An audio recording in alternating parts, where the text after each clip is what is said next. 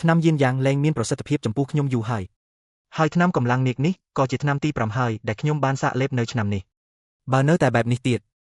ទម្រាំតែដល់កម្រិតលីនឈីជាន់ទី10ខ្ញុំនឹងលែងមានថ្នាំលេបទៀតហើយឲ្យតែជាប់ចំណាត់ថ្នាក់កម្ពុជាក្នុងការប្រកួតធំថ្វាយខ្លួនជាសិស្សនៅកម្ពុជាភ្នំដានទីងចូលរួមការប្រកួតលើកនេះខែវិជ្រៈលេចធ្លោពេកហើយឯភ្លើងទិព្វធានឡូរឹតតែបង្ហាញឲ្យគេឃើញមិនបានទៀតអីចឹងយកអាវុធមន្តអាគមធម្មតាជាមួយយ័ន្តឲ្យច្រើនបន្តិចទៅដាវខ្យល់ព្យុះជាអាវុធមន្តអាគមកម្រិតខ្ពស់ល្បឿនលឿនខ្លាំងណាស់ក្រោះរៃមាសធ្វើពីសូត្ររៃមាសសម្រាប់ការពារជាប់ខ្លួន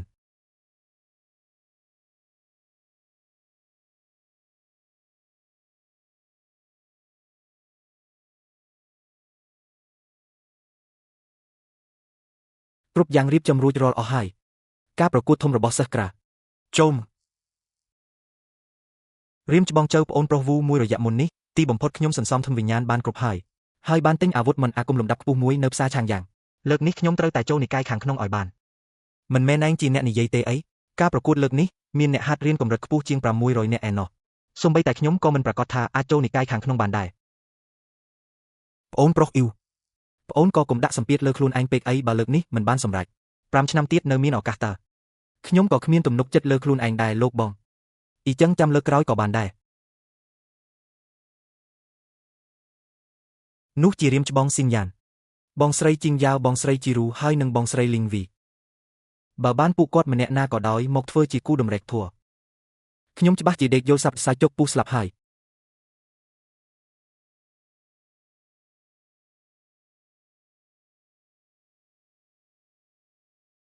ឬមួយក៏នេះជា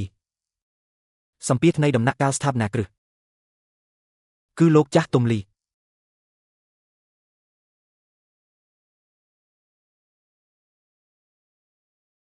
ពួក Elder មកដល់ជុំគ្នាហើយ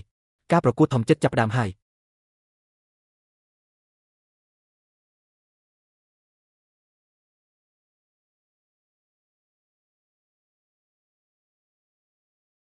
សូមកូលមេបាសក្រោកឡើងទាំងអស់គ្នាទៅថ្ងៃនេះជាការប្រកួតសិស្សក្រៅភ្នំដែល5ឆ្នាំមានម្ដងអស់លោកព្រឹទ្ធាចារ្យត្រូវតែជ្រើសរើសឲ្យបានម៉ត់ចត់ណាកុំឲ្យរំលងសិស្សល្អដែលមានដុងឲ្យសោះណាសិស្សដែលអាចជ្រើសរើសចូលនិកាយខាងក្នុងក៏ជាកម្លាំងស្នូលរបស់និកាយឈីងហ្វុងយើងដែរសង្ឃឹមថាពួកឯងនឹងធ្វើបានល្អនិងគោរពតាមបញ្ជារបស់មេនិកាយតោះចាប់ផ្ដើមបានហើយខ្ញុំគឺរូយៀនមកពីកំពូលភ្នំយូហ្វាការប្រកួតក្រៅនិកាយលើកនេះគឺខ្ញុំជាអ្នករៀបចំមនុស្ស1600នាក់នឹងរែងប្រកួតចំនួន10ប្រកួតគ្នាមួយទល់នឹងមួយអ្នកឈ្នះកំពូលទាំង100នាក់នឹងបានចូលនិកាយក្នុងអ្នកជាប់ចំណាត់ថ្នាក់កំពូលទាំង10នឹងមានរង្វាន់បន្ថែមពីបាក់អំឡុងពេលប្រកួតហាមធ្វើឲ្យគូប្រកួតរបួសធ្ងន់ហាមសម្លាប់គ្នាក្នុងបាសឥឡូវចាប់ឆ្នោតសិនដល់ពេលហើយការប្រកួតធំចាប់ផ្ដើមជាផ្លូវការហើយបងប្រុសចៅប្អូនប្រុសអ៊ូមកទីនេះលឿនមកលឿនមកព្រះជួយផងសូមកុំឲ្យខ្ញុំបះចំក្រុមខ្លាំងអីខ្ញុំគ្រាន់តែសង្ឃឹមថាពួកយើងទាំង3នាក់កុំចែកចំសង្វៀនតែមួយទៅចុះ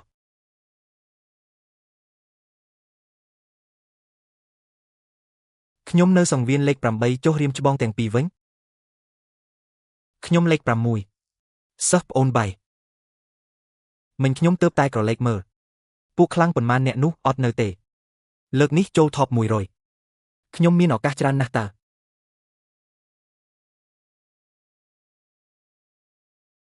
ខ្ញុំហាត់រៀននៅកំពូលភ្នំខាងក្រោមមិនដឹងថាសិស្សច្បងឈ្មោះអ្វីដែរខ្ញុំបាទឈ្មោះអ៊ូហ្វានសូមសិស្សប្អូនជួយណែនាំផង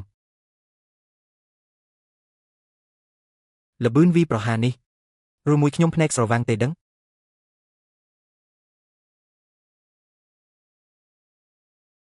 ខ្ញុំចុះចាញ់ហើយ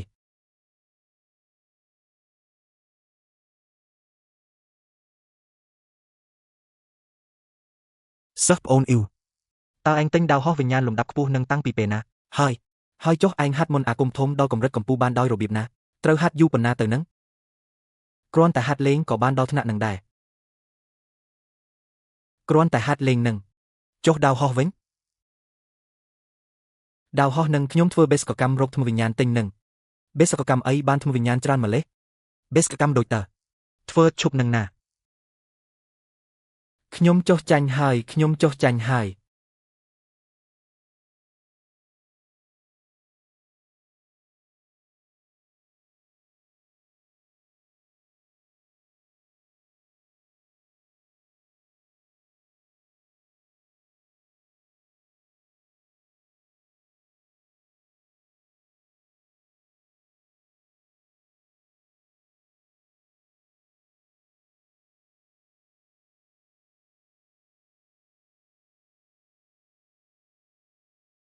អរគុណដែលបានបន្ធូរដៃ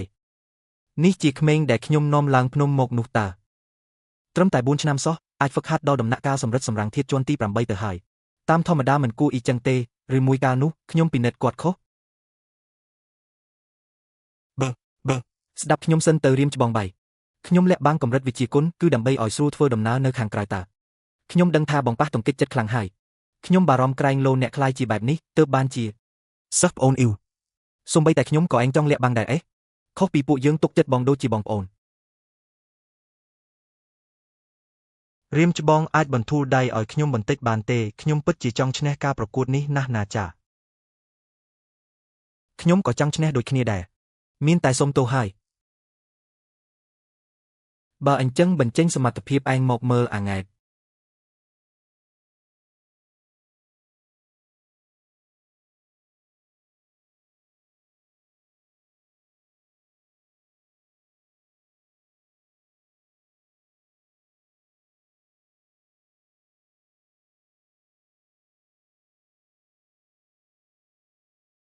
ខ្ញុំសុំចុះចាញ់ហើយលោកប្អូនវូឯងពូកែខ្លាំងណាស់វីតែពីរបីដៃធ្វើឲ្យនាងក្អួតឈាមបាត់ឯងពិតជាដាច់ចិត្តធ្វើបានមែនឈប់ខ្វល់រឿងអ្នកដតីទៅចិត្តដល់វេនឯងឡើងហើយមានពេលទំនេរនឹងប្រញាប់ស្ដារកម្លាំងធាតុឡើងវិញទៅមែនហើយបងប្រុសបេនេះជាការប្រកួតចូលកំពូល50នាក់ហើយឯងប្រយ័ត្នប្រយែងឲ្យមែនតែនទៅនេះជាលើកទី1ហើយដែលខ្ញុំបានឃើញអាវុធមន្តអាគមកម្រិតខ្ពស់ជាគូបែបនេះ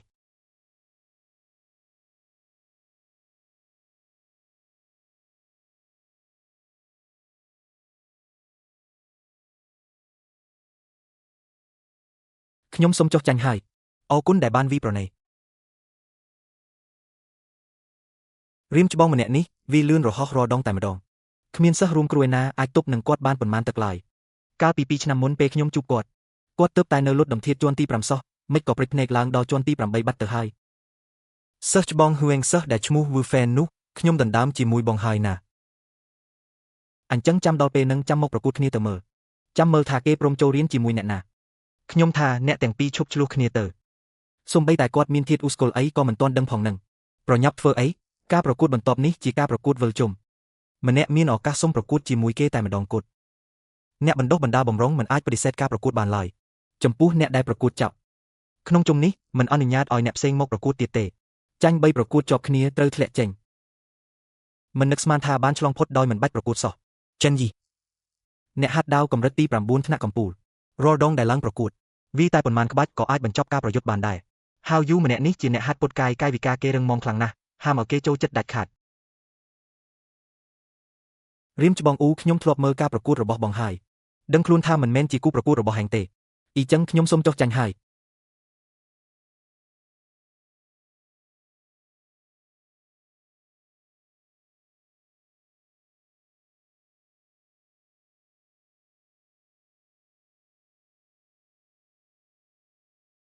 វេនបន្ទាប់អ៊ូហ្វានខ្ញុំរើសរៀមច្បងស្រីចឹងយ៉ាវ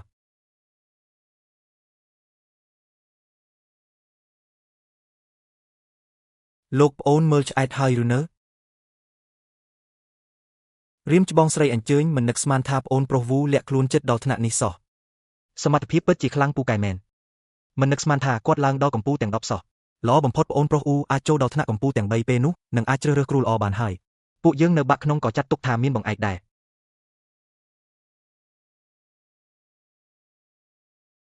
ខ្ញុំយល់ថាអាល់អត់ហាវយូនឹងត្រូវចិត្តខ្ញុំតែម្ដង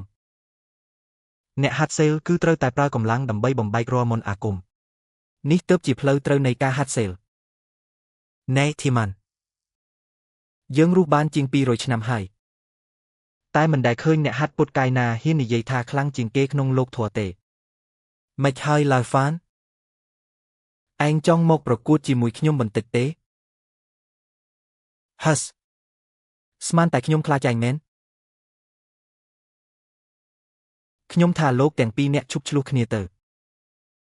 មិនខ្លាចពួកសិស្សប្អូនក្រៅភ្នំសើចចំអកឲ្យទេអីតែខ្ញុំបែរជាគិតថាអាអ៊ូហ្វានម្នាក់នោះមិនអន់ទេតើអាយុទើបតែ10ឆ្នាំជាងក៏អាចហ្វឹកហាត់ដល់កម្រិតចម្រាញ់ធាតុជាន់ទី8ទៅហើយខ្ញុំមើលទៅគេពិតជាមានសង្ឃឹមអាចចូលដល់កម្ពូលទាំង3ណាស់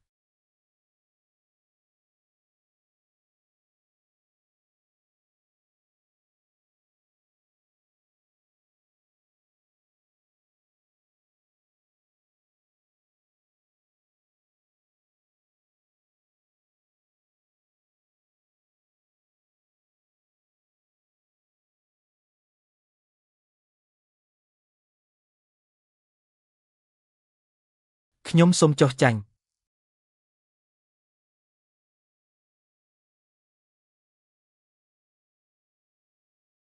ពូបន្ទាប់ហៅរ៉ាន់ប៉ះជាមួយស៊ីនយ៉ាន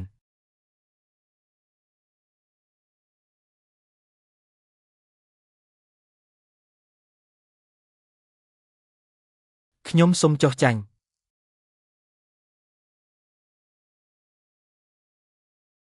ដល់វេនឈិនអ៊ីជ្រើសរើសមនុស្សម្នាក់នេះអាចបញ្ជាដាវ3ក្នុងពេលតែមួយបានផងធ្វើបានប៉ុណ្ណឹងហើយនៅមិនទាន់អស់សមត្ថភាពទៀតមើលទៅនៅលក្ខក្បាច់ពិសេសទៀតតើទោះជាវូហ្វានហាត់មន្តអាគមមូលដ្ឋានដល់កម្រិតកម្ពូលក៏ដោយក៏វាមិនធ្លីការការពាររបស់ហាវយូដែរលោកចាស់ទំបៃនិយាយត្រូវណាស់រាងកាយអ្នកហាត់កាយតើអាចខ្យល់កាំបិតប៉ុន្មានផ្លែនឹងវីធ្លីបានទៅ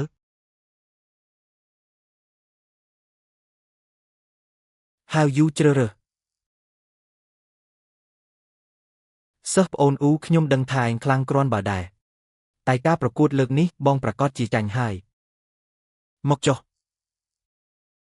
បើអញ្ចឹងខ្ញុំមិនគួរសុំទេណាវូហ្វានអាចហាត់មន្តអាគមមូលដ្ឋានដល់កម្រិតកម្ពូលបានគឺមិនធម្មតាទេតើមាននរណាហ៊ាននិយាយថាគេគ្មានស្នៀតលាក់ទុកនោះហាវយូមិនដែលចាញ់ឡើយក្នុងការប្រកួតលើកនេះក៏ត្រូវតែឈ្នះដែរប្អូនប្រុសអ៊ីវប្រាប់ទុកមុនកុំឲ្យខ្ញុំចូលក្បែរខ្លួនឲ្យសោះបើមិនអញ្ចឹងទេឯងច្បាស់ជាត្រូវរបួសធ្ងន់ដកខ្លួនចេញមិនខានចង់វីក៏វីទៅនិយាយច្រើនធ្វើអីរៀមច្បងវីមកឲ្យអស់ដៃមកសិស្សប្អូនទី5ឯងត្រូវតែឈ្នះឲ្យបានណាប្អូនប្រុសអ៊ីវយកល្អកុំឲ្យខ្ញុំចូលចិត្តខ្លួនឲ្យសោះបើមិនអញ្ចឹងទេឯងច្បាស់ជាត្រូវរបួសធ្ងន់ដកខ្លួនចេញហើយចង់វីក៏វីទៅនិយាយច្រើនឥតប្រយោជន៍ធ្វើអីនឹងសិស្សច្បងមានអីបញ្ចេញមកឲ្យអស់មក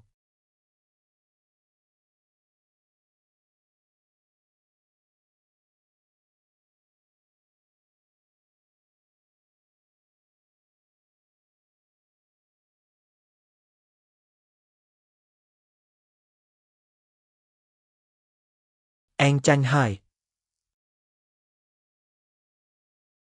សិស្សច្បងចៅជួយច្បិចខ្ញុំមួយមើល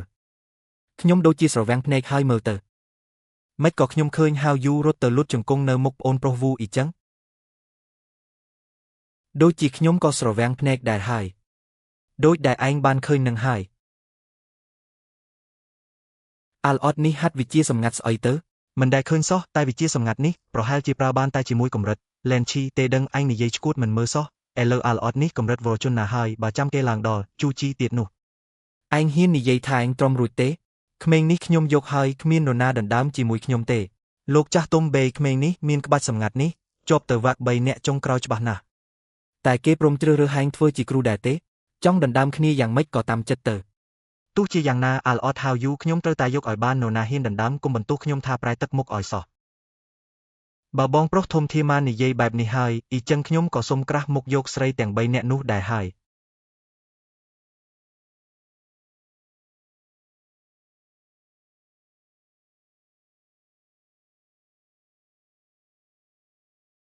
ខ្ញុំចាញ់ហើយគាត់ទើបតែប្រយុទ្ធចប់មួយប្រកួតច្បាប់មិនអនុញ្ញាតឲ្យគាត់អស់ថាមពលវេទមន្តទេខ្ញុំចុះចាញ់ហើយប្អូនប្រុសអ៊ូពិតជាខ្លាំងណាស់រៀមច្បងខ្ញុំមានតែប្រឹងឲ្យអស់ពីសមត្ថភាពហើយក្មេងនេះមានក្បាច់សម្ងាត់នេះចូលដល់កម្ពុជាទាំង3ច្បាស់ជាគ្មានបញ្ហាទេតែគេព្រមជ្រើសរើសហែងធ្វើជាគ្រូដែរឬអត់ពួកឯងចង់ដណ្ដើមគ្នាយ៉ាងម៉េចក៏ដណ្ដើមទៅយ៉ាងណាក៏ដោយអាល់អត់ហៅយូខ្ញុំយកច្បាស់ហើយនរណាហ៊ានដណ្ដើមជាមួយខ្ញុំកុំបន្ទោសថាខ្ញុំខឹងឲ្យសោះបើលោកបងធីម៉ាន់និយាយបែបនឹងហើយអ៊ីចឹងខ្ញុំសុំមិនគួរសមយកសិស្សស្រីទាំង3នាក់នោះហើយណា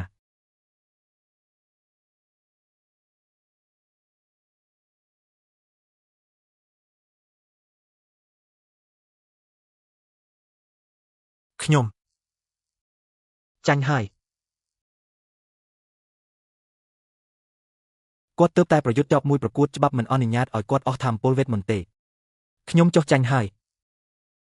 លោកប្អូនវឺពិតជាខ្លាំងណាស់សិស្សច្បងខ្ញុំមានតែប្រឹងឲ្យអស់ពីសមត្ថភាពហើយនៅលើទីលានពេលនេះមានតែខ្ញុំនិងគេទេដែលមិនទាន់ស្គាល់ពាក្យថាចាញ់ចាំមើលខ្ញុំបង្ខំឲ្យគេបញ្ចេញស្នៀតពិសេសចុងក្រោយ រៀមច្បងឈិនអ៊ីអញ្ជើញ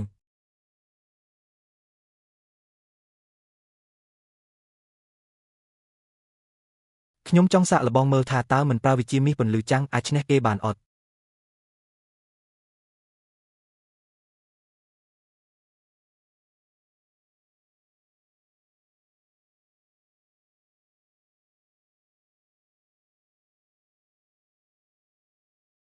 តាមពិតទៅស្ទីលលាក់ទុករបស់គេ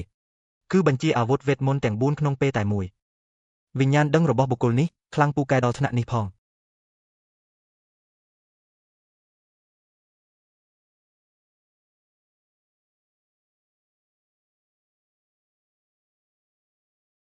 មិញនឹងហៅយូច្បាស់ជាដូចគ្នាអ៊ីចឹងហើយ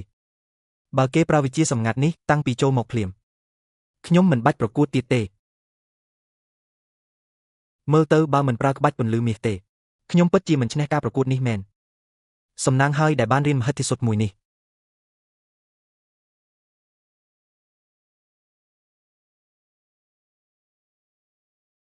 សូមអញ្ជើញរៀមច្បងប្អូនស្រីប្អូនមិនមែនជាគូប្រកួតរបស់បងទេបើខ្ញុំចេញដែរច្បាស់ជាធ្វើឲ្យរបួសហើយក្រៅពីរៀមច្បងអ៊ីវសូមអញ្ជើញរៀមច្បង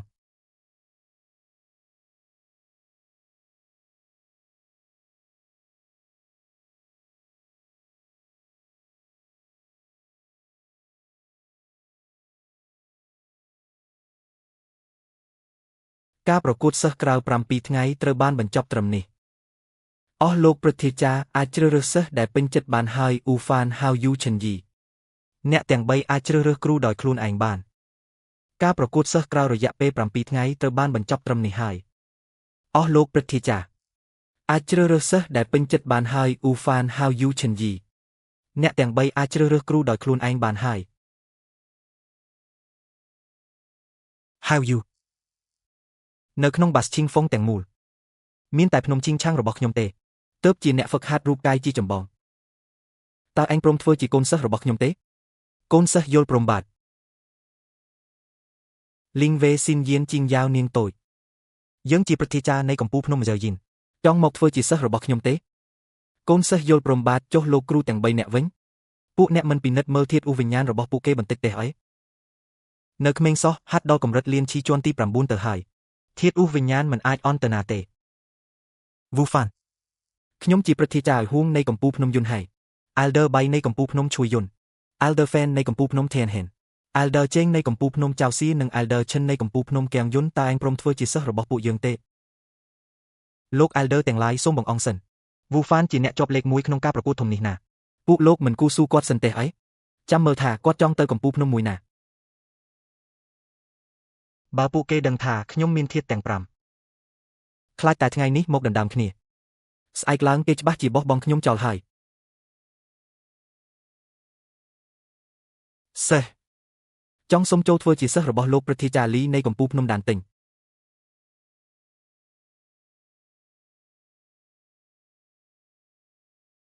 ដាំឡើយចង់ទទួលឈិនអ៊ីធ្វើជាសិស្សក្មេងម្នាក់នេះមានវិញ្ញាណខ្លាំងពូកែពីកំណើតពិតជាជំនួយដ៏ធំធេងក្នុងការផ្សំថ្នាំទឹកហើយឯក្មេងប្រុសអ៊ូហ្វាននេះប្រហែលជាមេឃចាត់ចែងទេដឹងខ្ញុំនឹងគេពិតជាមាននិស្ស័យជាគ្រូនឹងសិស្សនឹងគ្នាមែនយើងគឺលីនីងមកពីកម្ពុជាភ្នំដានទិញអាល់អត់អ៊ូហ្វានឯងនៅចាំយើងទេខ្ទង់សិស្សចាំបានដល់លោកគ្រូបើគុំតែលោកគ្រូនាំខ្ញុំឡើងភ្នំមកកូនសិស្សប្រហែលជានៅតែជាមនុស្សធម្មតាម្នាក់រហូតមកដល់ពេលនេះ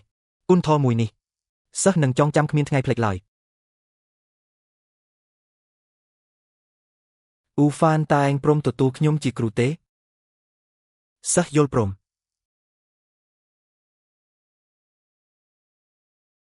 គួរឲ្យស្ដាយគាត់មានត្រឹមតែសទ្ធាទាំង5ដរីប៉ាយទៅថ្ងៃអនាគតគាត់អាចហាត់ដល់កម្ពុជានៃដំណាក់កាលលុតដំធាតក៏ល្អណាស់ទៅហើយប្រហែលជានេះជាវាសនារបស់គាត់ហើយមើលទៅអ៊ូហ្វានតើឯងព្រមទទួលខ្ញុំជាគ្រូទេកូនសិស្សយល់ព្រមបាទគួរឲ្យស្ដាយគាត់មានត្រឹមតែសទ្ធាទាំង5ដរីប៉ាយទៅថ្ងៃមុខគាត់អាចហាត់ដល់កម្ពុជានៃដំណាក់កាលលុតដំធាតក៏ល្អណាស់ទៅហើយប្រហែលជាវាជាប្រេងវាសនារបស់គេហើយបន្ទាប់ពីពួកឯងចូលនិកាយក្នុងថ្ងៃនេះហើយគឺខ្លាយជាសិស្សពេញសិទ្ធិនៃបាក់ខ្យល់កាត់ដាយើងហើយ និកាយយើងបង្កើតឡើងមកជាង6,000ឆ្នាំហើយរូបគំនូរនេះគឺជាស្ថាបនិកបាសរបស់យើងឯបន្ទះឈ្មោះខាងក្រោមគឺជារបស់បុព្វបុរសគ្រប់ចំនួនឥឡូវនេះឡើងមកអុជធូបបំដងម្នាក់មកប្រាប់ឈ្មោះមកអ៊ូហ្វានមុនគេ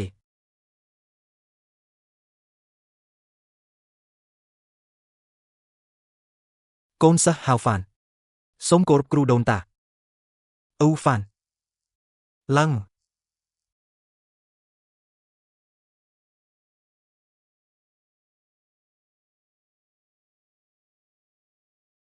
ដាវហោះតែមួយ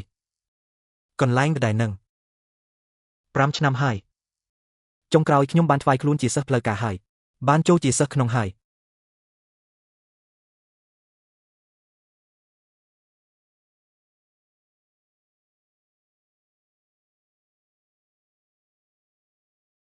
លោកគ្រូទីបំផុតលោកគ្រូត្រឡប់មកវិញហើយ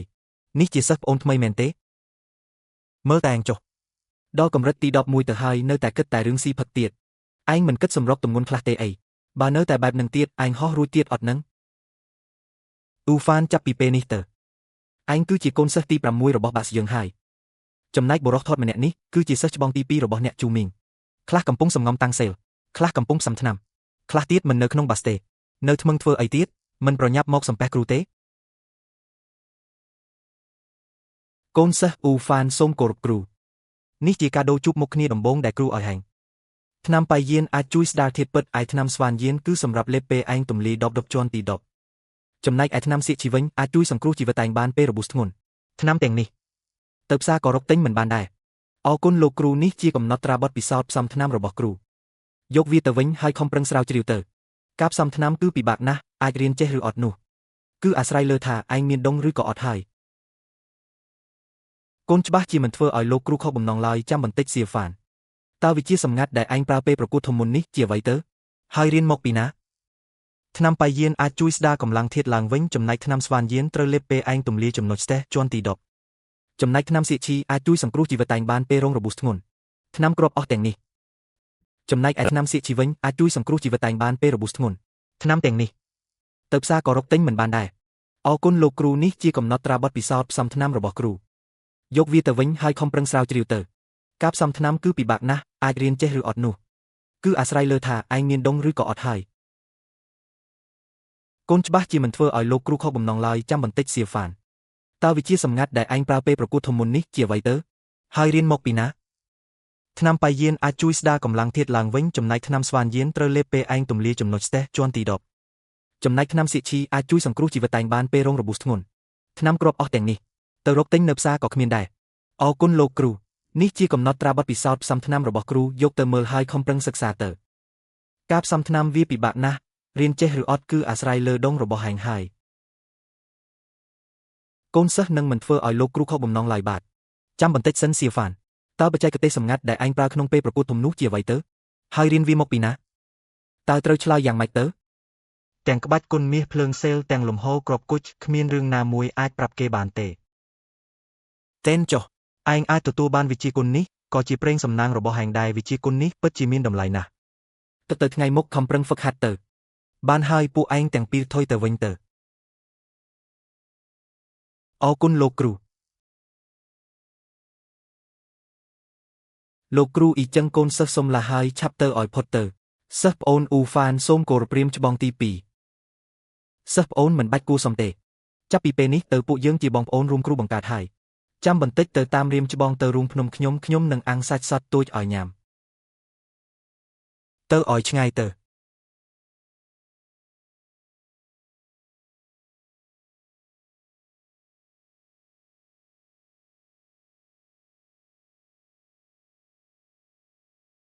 តោះទៅសិស្សប្អូនទៅរូងភ្នំខ្ញុំថ្ងៃនេះពួកយើងផឹកមិនស្រវឹងមិនត្រឡប់ទេ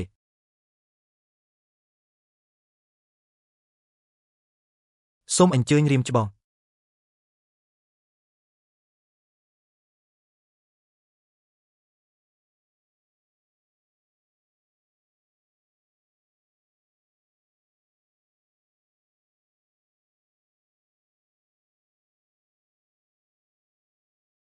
យ៉ាងម៉េចដែរសិស្សប្អូនរសជាតិយ៉ាងម៉េចដែរធំដឹងក្តីមិនដែលបានញ៉ាំសាច់អាំងឆ្ងាញ់ដល់ថ្នាក់នឹងទេ បើឆ្ងាញ់ញ៉ាំឲ្យច្រើនទៅ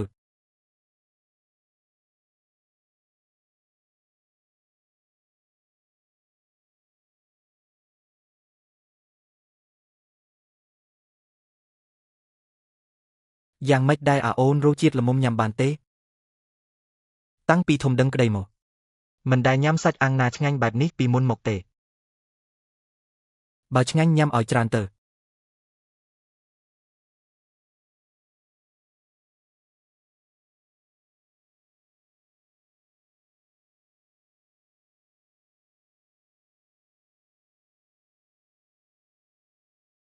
សិស្សប្អូនទី6ញ៉ាំឆ្អែតហើយនៅបាទញ៉ាំរួចហើយស្នាដៃបងប្រុសពិតជាមិនធម្មតាមែននិយាយថាសិស្សប្អូនថ្ងៃនេះប្រកួតបានលេខ1ផ្នែកក្រៅបាសហើយតើឯងក៏ពូកែមិនធម្មតាដែរតើសិស្សប្អូនគ្រាន់តែសំណាងល្អទេគ្រាន់តែសំណាងបានឈ្នះប្អូនប្រុសដាក់ខ្លួនពេកហើយយប់នេះសម្រាប់នៅទីនេះសិនទៅចាំស្អែកបងនាំឯងទៅរកកន្លែងស្នាក់នៅល្អទេអញ្ចឹងខ្ញុំសូមរំខានរៀមច្បងហើយ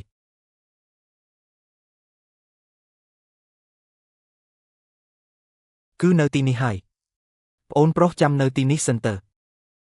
រៀមច្បងទៅរៀបចំកន្លែងស្នាក់នៅឲ្យប្អូនសិនហើយ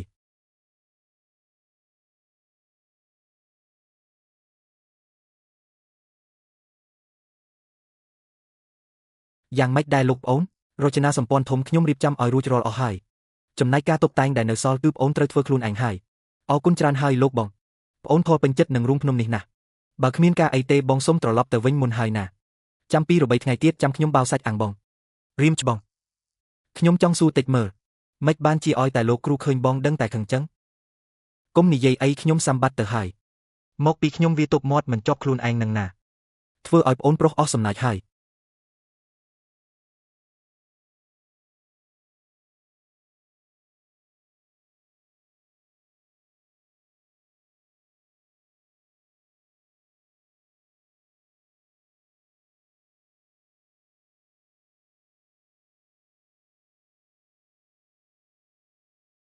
ចេញមកកូនកញ្ជ្រោង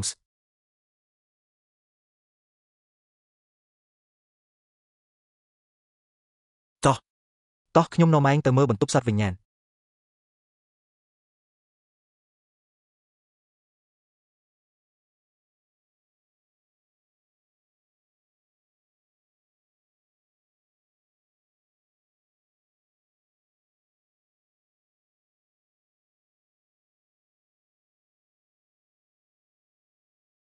កញ្ជ្រោងស្ទោចេញមក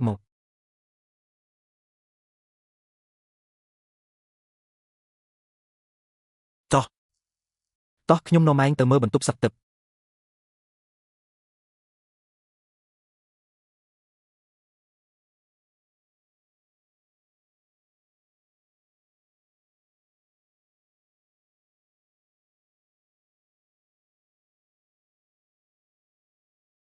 នរណាហ៊ានចូលមកក្នុងសែកមុនរបស់ខ្ញុំ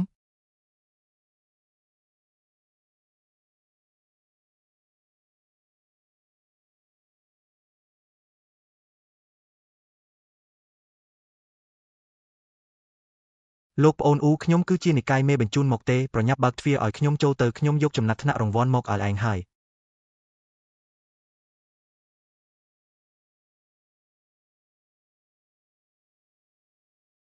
ខ្ញុំនិយាយមែនណាប្អូនប្រុសវូក្បួនអាគមរបស់ហែងនេះពិតជាខ្លាំងមែនទែនបើឯងមិនមកទេខ្ញុំច្បាស់ជាត្រូវជាប់នៅក្នុងនឹងរហូតហើយសុំទោសផងរៀមច្បងអំបញ្ញមិញខ្ញុំកំពុងហាត់រៀនទើបតែចេញមកយឺតបន្តិចនឹងមិនអីទេខ្ញុំឈ្មោះជួយជីមីងមេបាសចាត់ខ្ញុំឲ្យយករង្វាន់នៃការប្រកួតធំមកឲ្យហែង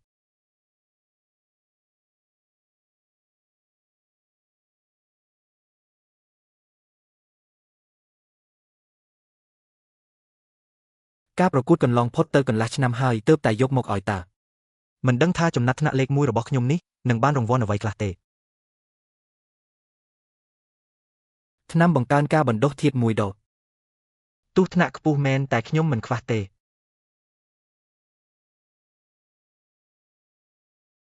អាវុធវិសេសថ្នាក់ខ្ពស់អាចការពារធូលីទឹកនិងភ្លើងបានមានវាការពារខាងក្រៅអាវក្រោះមាសការពារខាងក្នុងមានខែការពារហ៊ុនយាននៅខាងមុខខ្ញុំអាចកាប់មិនមុតចាក់មិនចូលហើយ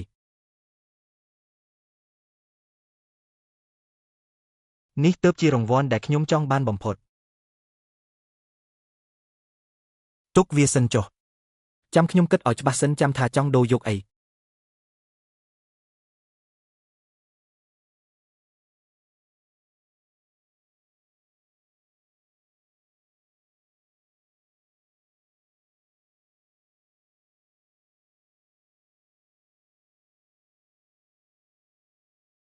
អាវុធមន្តអាគមកម្រិតខ្ពស់អាចការពារធូលីទឹកនិងភ្លើងបាន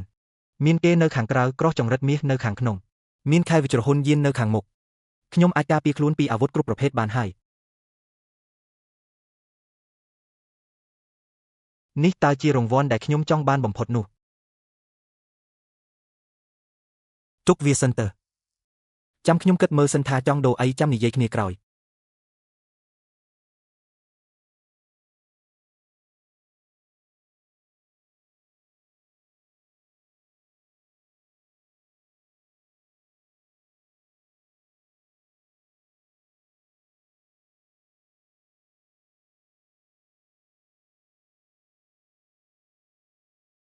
លោកភ្ញៀវតើចង់ជាអាវុធទេពប្រភេទណាដែរលោកម្ចាស់ខ្ញុំចង់ជួបថៅកែរបស់អ្នកសូមរងចាំបន្តិចណាចាំខ្ញុំទៅហៅថៅកែចេញមកឥឡូវនេះទើបតែ5ឆ្នាំសោះក៏មើលទៅចាស់ជាងមុនខ្លាំងម្ល៉េះមើលទៅត្រឹមលំដាប់ទី10នៃដំណាក់កាលដើម្បីបានអាយុវែងក៏ពិតជានៅឆ្ងាយហួសពីដៃណាស់លោកថៅកែខ្ញុំចង់ទិញឆ្នាំងផ្សំថ្នាំណាដែលមានគុណភាពខ្ពស់បន្តិចកាន់តែខ្ពស់កាន់តែល្អគ្រូផ្សំថ្នាំទេពមិនក៏មិនដែលឃើញមនុស្សម្នាក់នេះពីមុនមកអ៊ីចឹងលបផ្សំថ្នាំមិនថកទេបើធៀបនឹងកម្រិតបណ្ដុះធាតុជាន់ទី8របស់គេមានលុយទិញអត់តែខ្ញុំមានចង្កានចម្រាញ់ថ្នាំដ៏ល្អមួយនៅទីនេះកុំបារម្ភអីថៅកែឲ្យតែខ្ញុំពេញចិត្តរឿងតម្លៃនិយាយគ្នាងាយស្រួលទេបើអញ្ចឹងលោកម្ចាស់សូមអញ្ជើញឡើងទៅជាន់ទី2ជាមួយខ្ញុំ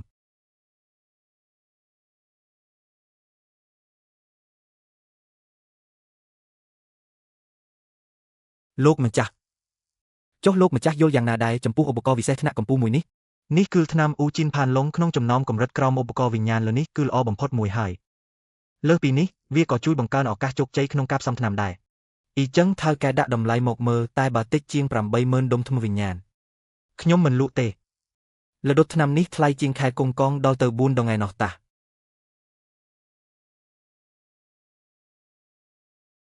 ថៅកែកុំតន់អាលខឹងអីថ្មវិញ្ញាណជាប់ខ្លួនខ្ញុំពិតជាមិនគ្រប់គ្រាន់មែន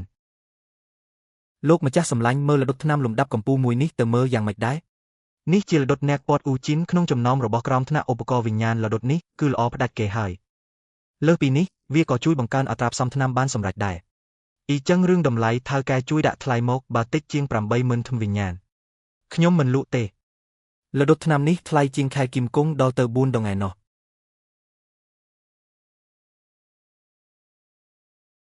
ថៅកែកុំតន់ខឹងអីថ្មវិញ្ញាណនៅលើខ្លួនខ្ញុំពិតជាមិនគ្រប់គ្រាន់មែនបើលោកម្ចាស់ហាងទុកចិត្តលើរូបខ្ញុំសូមជួយចាំខ្ញុំ2យាមទៀតសិនទៅចាំស្អីទៀតកុំបោកប្រាស់ខ្ញុំទៀតអីឯងគិតថាខ្ញុំក្មេងមិនដឹងអីមែនទេអ៊ីចឹងខ្ញុំឲ្យថ្មវិញ្ញាណ30000ដុំទៅឯងសិនចុះទុកជាប្រាក់កក់សិនទៅចុះបើ2យាមទៀតខ្ញុំមិនទាន់ត្រឡប់មកវិញទេថ្មវិញ្ញាណទាំងនេះនឹងក្លាយជារបស់អ្នកហើយបើអ្នកនិយាយបែបនេះហើយលដុតថ្នាំនេះខ្ញុំទុកឲ្យអ្នកសិនចុះ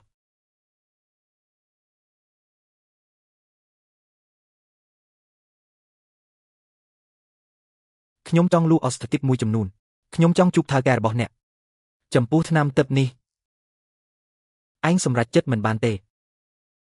អញ្ចឹងអញ្ជើញឡើងទៅជាន់លើជាមួយខ្ញុំ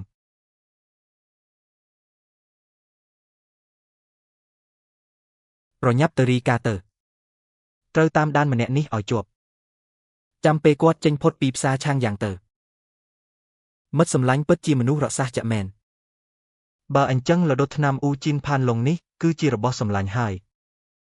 មិត្តផុកដូចជាអ្នកខ្ញុំច្បាស់ជារាប់អានហើយ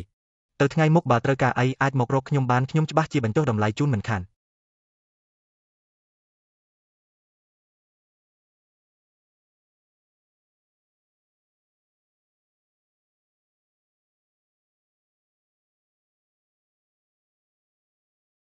អាល់អិតបើស្គាល់ខ្យល់លើខ្យល់ក្រោមអញ្ចឹងមកជាមួយពួកយើងទៅបើមិនអញ្ចឹងទេតើមិត្តរួមធัวទាំងពីរចង់នាំខ្ញុំទៅណាដែរមានការអីទៅរឿងនឹងឯងមិនបាច់ចេះដឹងទេគ្រាន់តែដើរតាមពួកយើងមកគឺបានហើយចុះបើខ្ញុំមិនព្រមវិញ បងធំនិយាយច្រើនជាមួយវាធ្វើអីមើលទៅវាដូចជាចង់ត្រូវណាស់ចាត់ការទៅ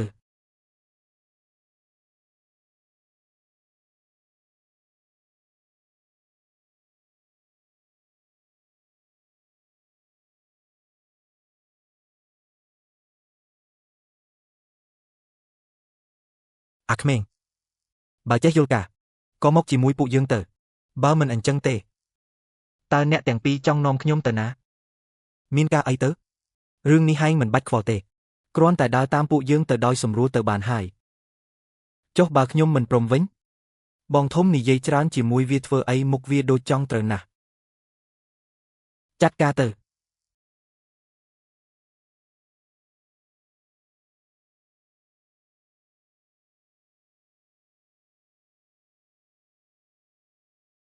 មិនបានទេពន្លឺមាសនេះប្រើបានតែក្នុងចម្ងាយ10ហត្ថប៉ុណ្ណោះពីរអ្នកនេះនៅឆ្ងាយពីខ្ញុំពេកហើយ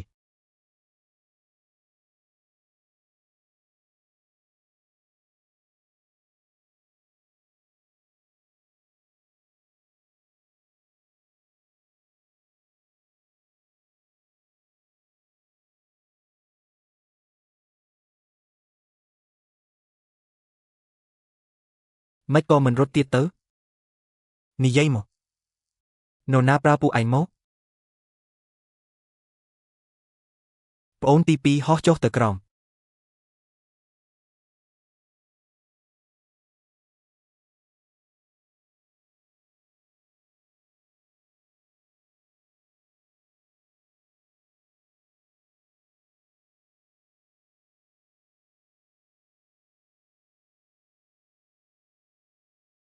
រត់ទៅទីទៅលោកម្ចាស់សម្លាញ់មុននឹងពួកយើងទាំងពីរអ្នកបងប្អូនក៏ច្រឡំមនុស្សដែរសូមមិត្តរួមធัวកុំប្រកាន់អីណាត្រូវហើយគ្រាន់តែជាការយល់ច្រឡំទេទៅពួកយើងមិនវីមិនស្គាល់គ្នាទេបងប្រុសហឹសមិនព្រមនិយាយការពិតមែនទេកុំលោកម្ចាស់យើងចង់ធ្វើអីពួកឯងជាមនុស្សរបស់ហាងវ៉ាន់ប៉ាវមែនទេចុះម៉េចក៏ឯងដឹងព្រោះថ្ងៃនេះខ្ញុំចូលតែហាងមួយនឹងគត់លក់ថ្នាំទើបអាយុពាន់ឆ្នាំ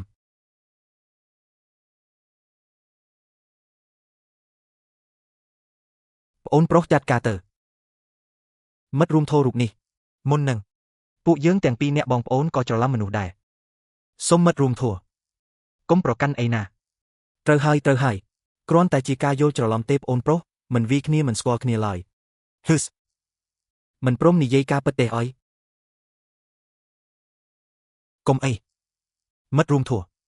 ចង់ដឹងថាយើងចង់ធ្វើអីមែនទេពួកឯងជាមនុស្សរបស់វ៉ាន់ប៉ាវលើមែនទេម៉េចក៏ដឹងព្រោះថ្ងៃនេះខ្ញុំចូលតែហាងមួយនឹងគត់លក់ថ្នាំទើបអាយុពាន់ឆ្នាំ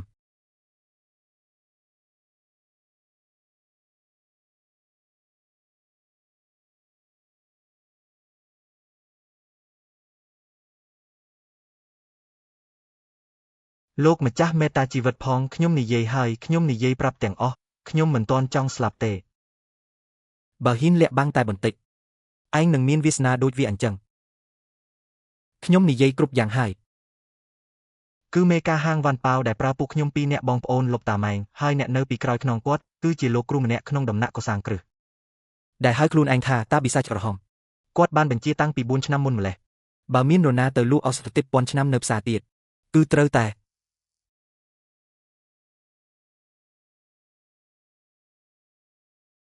អាចឆ្កែចាស់បិសាចក្រហមនឹងមែនទេឯងកំពុងតែរកផ្លូវងាប់ហើយនឹកស្មានមិនដល់ថាភ្លើងទឹកធានលោកកង្វល់នេះខ្លាំងដល់ថ្នាក់នឹងសូម្បីតែដាវហោះវេទមន្តថ្នាក់ខ្ពស់ក៏ទប់ទល់នឹងវាមិនបានមួយក្បាច់ផងពិតជាអាវុធសាហាវមែនពីរអ្នកនឹងមានធំវិញ្ញាណសរុបតែជាង10000សោះជីវិតពួកគេក៏ថោកពេកដែរឆ្នាំប៉ុន្មានដប់នេះល្មមមើលយល់ដែរដូចពាក្យថាគុំបង្ហាញទ្រព្យសម្បត្តិឲ្យគេឃើញអីចឹងទៅថ្ងៃមុខបើមិនចាំបាច់ទេគុំលក់ឱសថទិព្វពាន់ឆ្នាំទៀតអី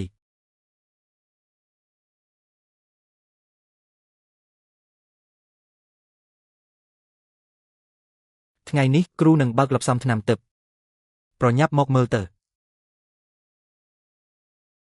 អាចឆ្កែចាស់បិសាចក្រហមមែនទេឯងកំពុងរកផ្លូវងាប់ខ្លួនឯងហើយនឹកស្មានមិនដល់ថាភ្លើងលោហៈស៊ូកនានេះសាហាវដល់ថ្នាក់នេះសោះ សូម្បីតែដាវហោះវិញ្ញាណលំដាប់ខ្ពស់ក៏ទប់ទល់នឹងវាមិនបានមួយក្បាច់ផងពិតជាអាវុធសាហាវមែនតាសើពីរនាក់នឹងមានធំវិញ្ញាណសរុបតែជាង 10000 ដុំសោះ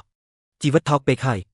តែឆ្នាំប៉ុន្មានដប់នេះល្មមមើលបានខ្លះធម្មតាទ្រព្យសម្បត្តិមិនគួរឲ្យគេឃើញទេទៅថ្ងៃក្រោយបើមិនចាំបាច់ទេមិនអាចលក់ថ្នាំទឹកពាន់ឆ្នាំទៀតទេ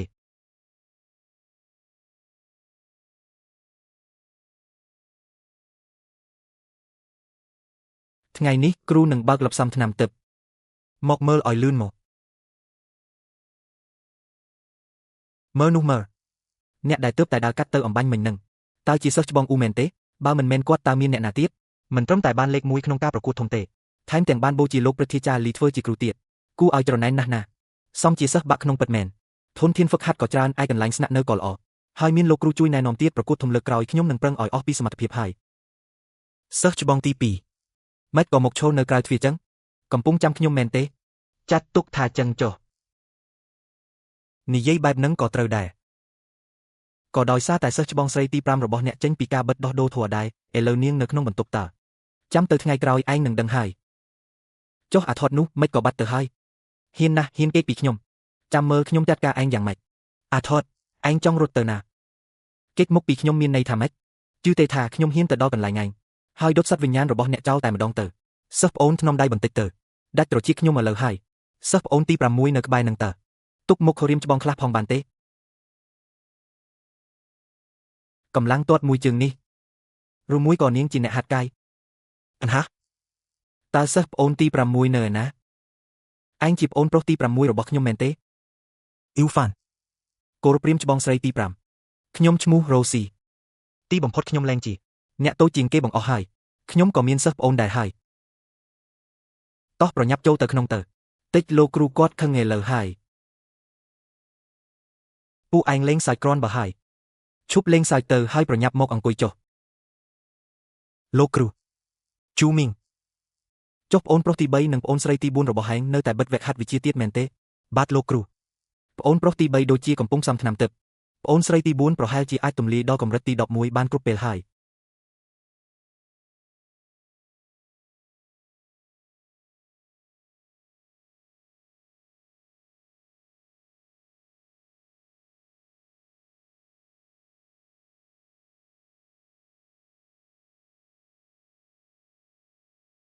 ហើយ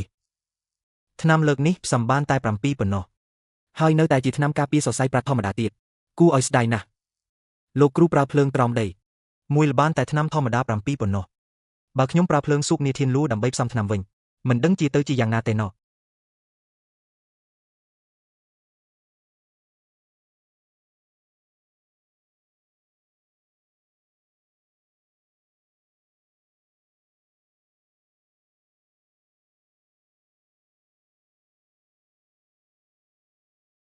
Harry មួយនេះចម្រាញ់បានតែ7គ្រាប់ទេហើយនៅតែជាថ្នាំការពារសរសៃធម្មតាទៀតគួរឲ្យស្ដាយណាស់លោកគ្រូប្រើភ្លើងសរសៃដីមួយនេះអាចចម្រាញ់បានតែថ្នាំធម្មតា7គ្រាប់ប៉ុណ្ណោះបើខ្ញុំប្រើភ្លើងទិព្វធានឡមកផ្សំថ្នាំតើវានឹងទៅជាយ៉ាងណាទៅណោះអាថតនេះបន្តិចទៀតខ្ញុំចង់ប៉ាវលោកប្អូនហូបអីទៅកន្លែងឯងនឹងជួយអាំងសត្វវិញ្ញាណមួយក្បាលឲ្យពួកយើងផងហើយមួយទៀតយកស្រាដែលល្អបំផុតរបស់អ្នកចេញមកសិស្សប្អូនស្រីអញ្ជើញប្អូនប្រុសតូចហេតុអីត្រូវទៅរូងភ្នំរបស់ខ្ញុំធ្វើអីអូយកុំវាចំមុខអីខ្ញុំស្វាគមន៍អ្នកទាំងអស់គ្នាហើយតើមិនបានទេហើយ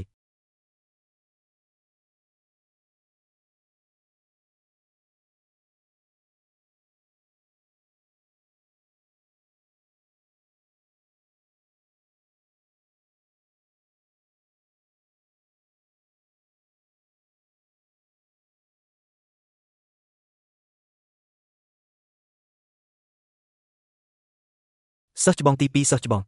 លោកគ្រូមានកម្រិតវិជ្ជាមិនទាបទេចុះហេតុអីត្រូវកាន់ឈើច្រត់ធម្មតាមួយតាមខ្លួនអញ្ចឹង Harry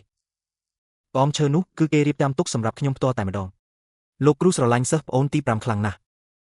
កាលពីមុនមិនមែនខ្ញុំមិនធ្លាប់ប្រឆាំងនោះទេ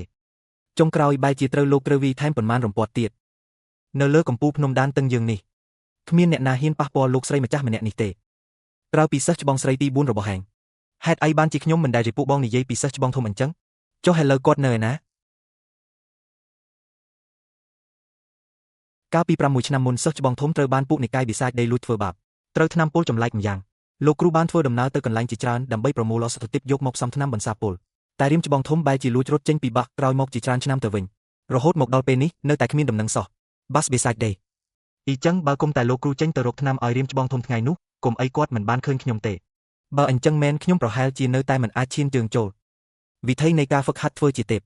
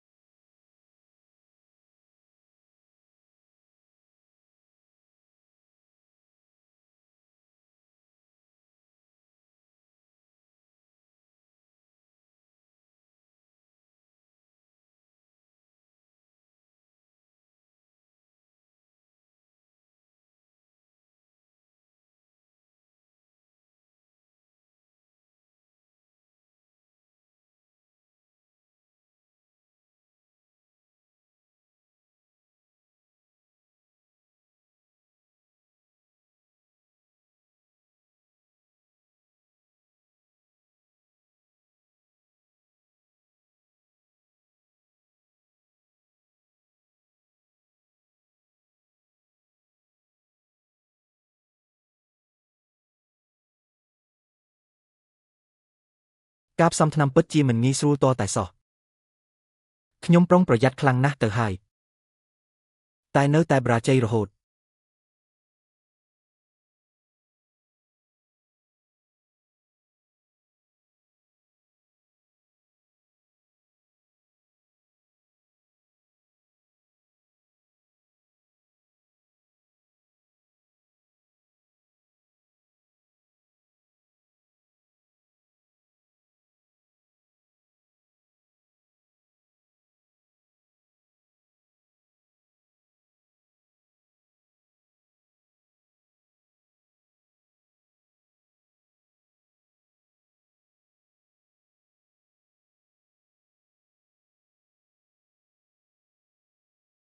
យ៉ាងណាក៏ខិតជិតជោគជ័យមួយជំហានទៀតដែរ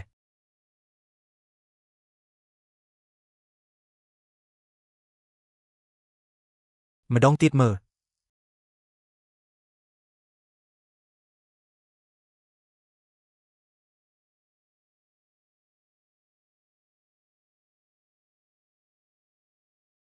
ទីបំផុតជោគជ័យហើយ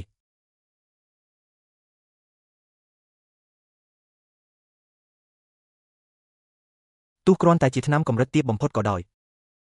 តែលើកនេះគឺរីកចម្រើនខ្លាំងណាស់ទៅហើយអេឯងហាត់ដល់កម្រិតជាន់ទី11ទៅហើយតាល្អណាស់យេលេតាមពិតតែងលួចលាក់ទៅទម្លាយខណ្ឌមែនទេប្អូនស្រីរួមគ្រូទី5របស់ខ្ញុំអាយជាង1ឆ្នាំមកនេះរៀមច្បងពិតជាកំពុងសំថ្នាំមែនតែអ្នកណាទៅដឹងក្រោយមកស្រាប់តែមានសញ្ញាឡើងកម្រិតសោះហើយទៅឯងប្រហែលជាមិនទាន់ដឹងទេមែនទេកំពូលភ្នំតាន់ទិញរបស់យើងមានរឿងធំកើតឡើងហើយរឿងធំអីទៅឥឡូវខ្ញុំក៏បានធ្វើជាសិស្សច្បងគេដែរតើខ្លាំងអត់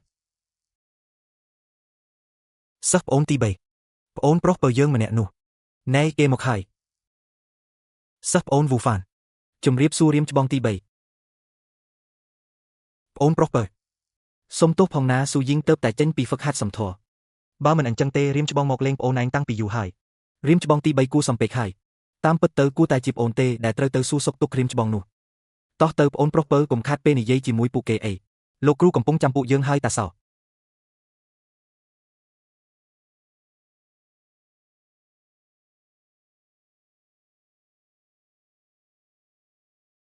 ឯងប្រហែលជាមិនទាន់ដឹងទេមើលទៅកំពូលភ្នំដានទីងរបស់យើងមានរឿងធំហើយរឿងធំអីទៅឥឡូវខ្ញុំក៏ខ្លាយជាស៊ីវជីគេដែរហើយខ្លាំងអត់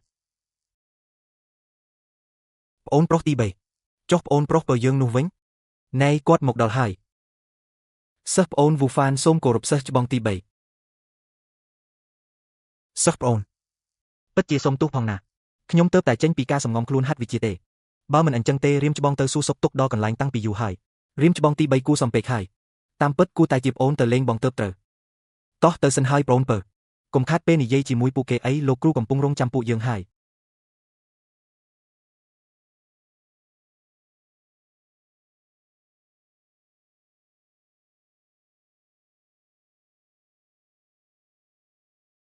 ចង់ដូរអីឡើងទៅរើសនៅជាន់ទី2ខ្លួនឯងទៅរើសបានហើយសឹមត្រឡប់មកជួបខ្ញុំវិញ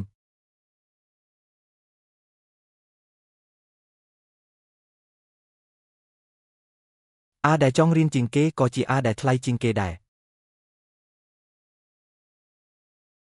ក្បាច់កណ្ដាប់ដៃបិសាចស៊ូកុលនិងវិជាក្រោះសត្វបិសាចស៊ូកុលធូខិននេះដូរបានតែវិជាស្រមោលល្បឿនលឿននេះទេគឺមួយនឹងហើយលោកព្រឹទ្ធាចារ្យកូនសិស្សជ្រើសរើសរួចហើយអាល់អិតឯងមានពិន្ទុគុណបំណាច់ច្រើនដល់ថ្នាក់នឹងដែរហ៊ានរើសយកវិជាទឹកនេះទៅកើតអូហូនឹកស្មានមិនដល់ថាឯងមានផ្លាកបញ្ជាដែរឯងគឺជាអាល់អត់ដែលបានលេខ1ក្នុងការប្រកួតសិស្សក្រៅបាសកាលពីឆ្នាំមុនមែនទេម៉េចក៏គេស្គាល់ខ្ញុំទៅវិញកាលនឹងនៅកន្លែងពួកព្រឹទ្ធាចារ្យមិនឃើញមានគាត់ផងនឹងផ្លាកបញ្ជានេះប៉ុន្មានឆ្នាំនេះចេញបានតែ2 3ទេខ្ញុំមានកត់ត្រាទុកទាំងអស់តើអញ្ចឹងក៏បានឯងអាចយកវិជាទេពនេះទៅបានហើយ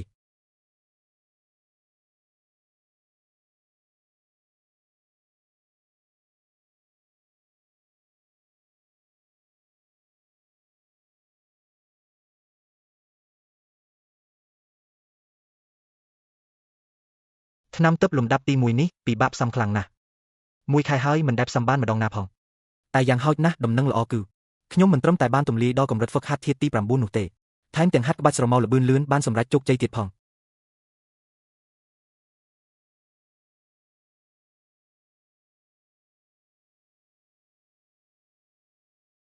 គ្រាន់បើណាស់ណាជូមីង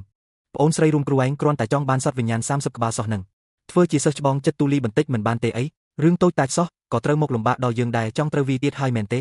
លោកគ្រូកូនសិស្សចង់ទៅធ្វើបេសកកម្មរបស់បាសដើម្បីសន្សំពិន្ទុចំណុចរួមចំណែកឲ្យបានច្រើនបន្តិចដើម្បីដូរយកវិជាគុណដែលខ្ញុំពេញចិត្តខ្លះខ្ញុំប្រហែលជាត្រូវទៅក្រាំងមួយរយៈសែវហ្វានតើជំនាញផ្សំថ្នាំទឹករបស់ហែងពេលនេះមានការរីកចម្រើនខ្លះទេកូនសិស្សទៅតែអាចផ្សំថ្នាំកម្រិតខ្ពស់បានខ្លះប៉ុណ្ណោះចុះហេតុអីបានជាឯងចង់ចាក់ចេញពីបាក់តើឯងអាចផ្សំថ្នាំដើម្បីរកពិន្ទុគុណបំណាច់បានទេលោកគ្រូគោលបំណងចម្បងរបស់កូនសិស្សគឺចង់ចេញទៅហាត់ពុតលុតដំខ្លួនតែប៉ុណ្ណោះសិស្សប្អូនពើពេលដែលប្អូនមិននៅកំពូលភ្នំដានឌីងសិស្សច្បងស្រីច្បាស់ជាអផ្សុកទៀតហើយចាំទុកណាប្អូនប្រុសកុំទទួលភារកិច្ចណាដែលគ្រោះថ្នាក់ពេកអីដឹងហើយបងប្រុសបងស្រីលោកគ្រូមើលសិស្សប្អូនស្រីចុះអាថតនេះសរុបទៅឯងព្រមឲ្យសត្វវិញ្ញាណមកខ្ញុំឬក៏អត់រូស៊ីឯងកាន់តែហួសហេតុពេកហើយឈប់ដៃភ្លាមទៅសិស្សប្អូនពេលដែលប្អូនមិននៅកំពូលភ្នំដានឌីងសិស្សច្បងស្រីនឹងអផ្សុកទៀតហើយចាំទុកណាប្អូនប្រុសកុំទទួលភារកិច្ចណាដែលគ្រោះថ្នាក់ពេកអីដឹងហើយបងប្រុសបងស្រីលោកគ្រូមើលសិស្សប្អូនស្រីចុះអាថតនេះសរុបទៅឯងព្រមឲ្យសត្វវិញ្ញាណមកខ្ញុំឬក៏អត់រូស៊ីឯងកាន់តែហួសហេតុពេកហើយប្រញាប់ឈប់ភ្លាមទៅនេះហើយជាសិស្សច្បងស្រីទី4ដែលខ្ញុំមិនដែលធ្លាប់ជួបមុខសោះ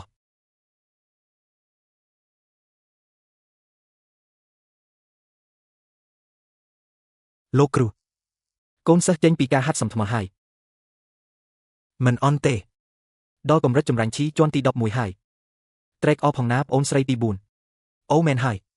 នេះជាប្អូនប្រុសរួមគ្រូពៅរបស់យើងចូលរៀនបាន2 ឆ្នាំហើយសិស្សប្អូនអ៊ូហ្វាន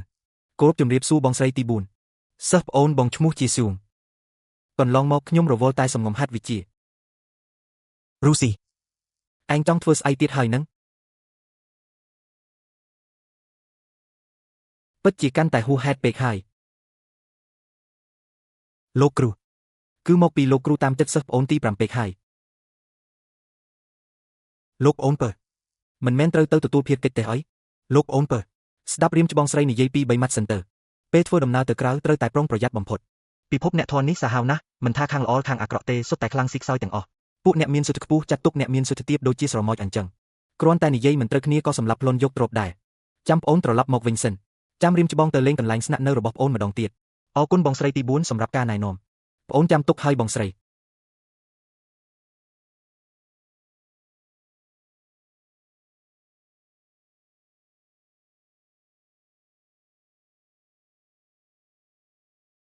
មនុស្សរាប់ម៉ឺននាក់បានបាត់ខ្លួនរឿងសោកនាដកម្មដ៏ធំបែបនេះ អញ្ចឹងភារកិច្ចដំបូងរបស់ Buff អ៊ីចឹងចាប់ផ្ដើមពីឯងទៅចុះ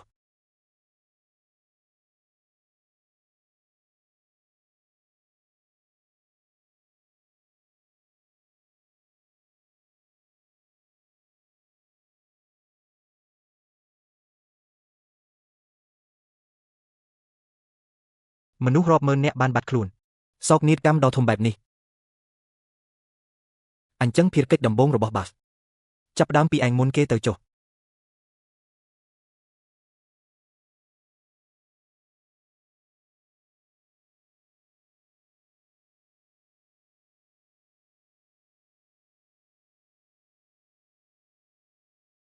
ទាំងក្នុងនិងក្រៅក្រុងឡើងនេះតែក្នុងពេលកន្លះឆ្នាំសោះមានមនុស្សជាង 10000 នាក់បាត់ខ្លួនដោយគ្មានមូលហេតុច្បាស់ជាមិនមែនមនុស្សធម្មតាធ្វើទេម្យ៉ាងទៀតទីនេះជាតំបន់ព្រំប្រទល់រវាង Bas Chingfong និង Bas Timo ទៀត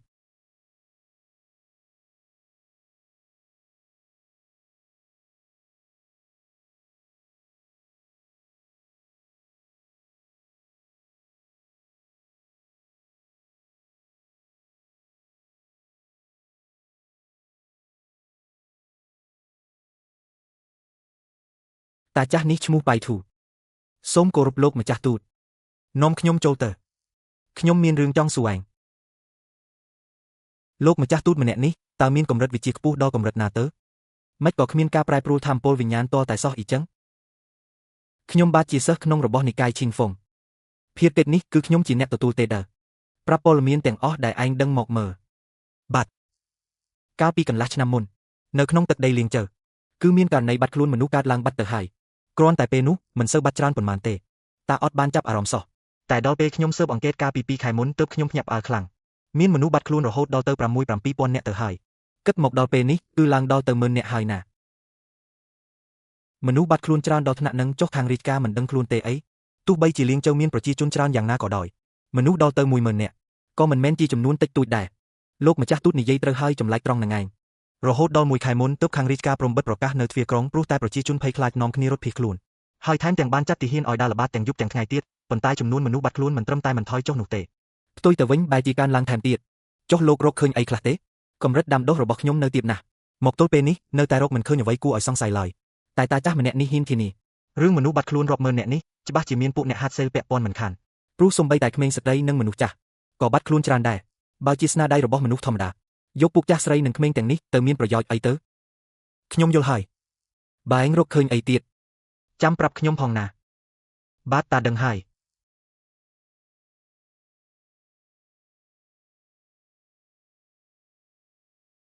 យន្តបំបាំងកាយនេះអាចបន្លំភ្នែកបានតែមនុស្សធម្មតាទេ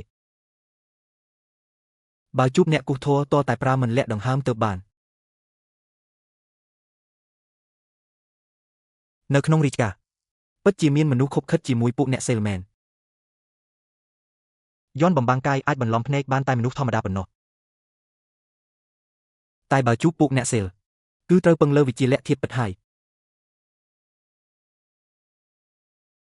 នៅក្នុងរាជការពិតជាមានអ្នកសុំក្រឡុំជាមួយពួកអ្នកសេលមែនខាងលើនៅតែចង់បានមនុស្សទៀតស្រេចតែលោកសម្រេចចុះមិនដឹងថាលោកម្ចាស់ត្រូវការមនុស្សប៉ុន្មានអ្នកទៀតទេខ្ញុំពិតជាទប់ទល់នឹងសម្ពាធនេះលែងជាប់ហើយសូមរំខានលោកម្ចាស់ហើយជួយសុំក្តីមេត្តាជំនួសតាផងលោកម្ចាស់កុំមកនិយាយច្រើន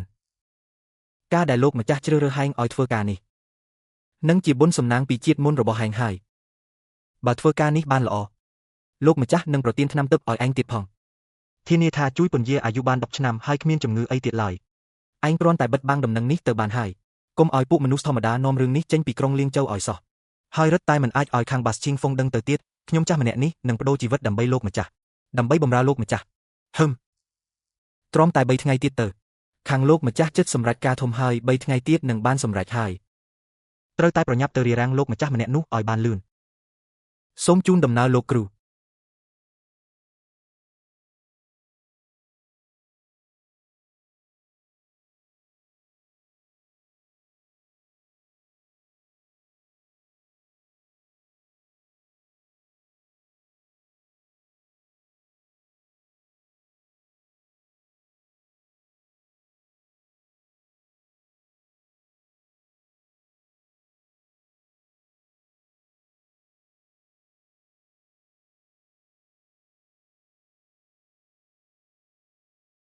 វិជាបំបាំងកាយរបស់លោកពិតជាមិនធម្មតាមែនបើគុំតែឯងគ្រប់គ្រងលំហូរខ្យល់មិនបានល្អខ្ញុំពិតជាមិនដឹងថាត្រូវអ្នកតាមដានតតែសោះចេញមកខ្ញុំនិងអ្នកមិនដែលស្គាល់គ្នាទេតែឯងតាមខ្ញុំឡើងពីរុយលីមិនដឹងថាមិត្តរួមធម៌មានការអ្វីដែរខ្ញុំគ្រាន់តែចង់សួរនាំបន្តិចចុះមនុស្សធម្មតាជាង 10000 នាក់ដែលបាត់ខ្លួននោះទៅណាអស់ហើយឯងជាអ្នកណានៅបាក់ស្នាចុះលោកម្ចាស់ដែលឯងនិយាយនោះជានរណាទៅមានកម្រិតវិជាកម្រិតណាហើយចាប់មនុស្សធម្មតាច្រើនម្លេះធ្វើអីហ្នឹងមើលទៅឯងដឹងច្រើនគ្រាន់បើហើយតាសបើអញ្ចឹងឯងទៅងាប់ទៅ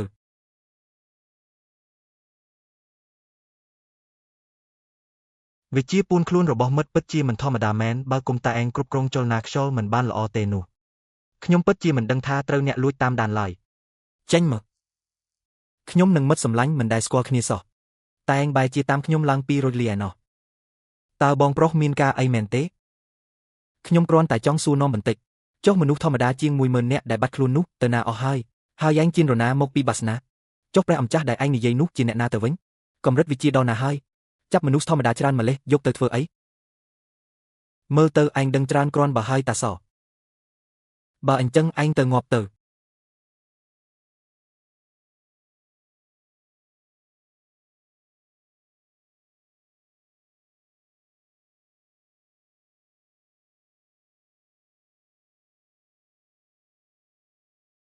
ឥឡូវនេះមិត្តរួមធម៌អាចឆ្លើយប្រាប់ខ្ញុំបានហើយឬនៅ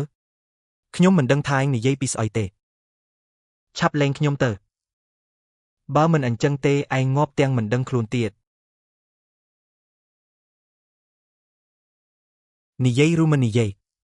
សម្រាប់ខ្ញុំចោលក៏ដោយក៏ខ្ញុំមិននិយាយដែរ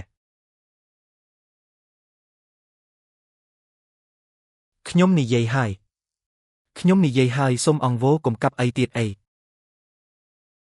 ពួកមនុស្សលោកទាំងនោះគឺលោកគ្រូខ្ញុំទេដែលបញ្ជាឲ្យខ្ញុំទៅចាប់ពួកគេនោះលោកគ្រូខ្ញុំព្រលឹងវិញ្ញាណរបស់គេត្រូវបានអ្នកបណ្ដុះធម៌ជាន់ខ្ពស់ដាក់អាគមការពារបាត់ទៅហើយបើដានតម្រុយត្រូវកាត់ផ្ដាច់ទៅហើយអ៊ីចឹងមានតែត្រឡប់ទៅសាលាខេត្តទៅជែកជាមួយតាចាស់នោះហើយ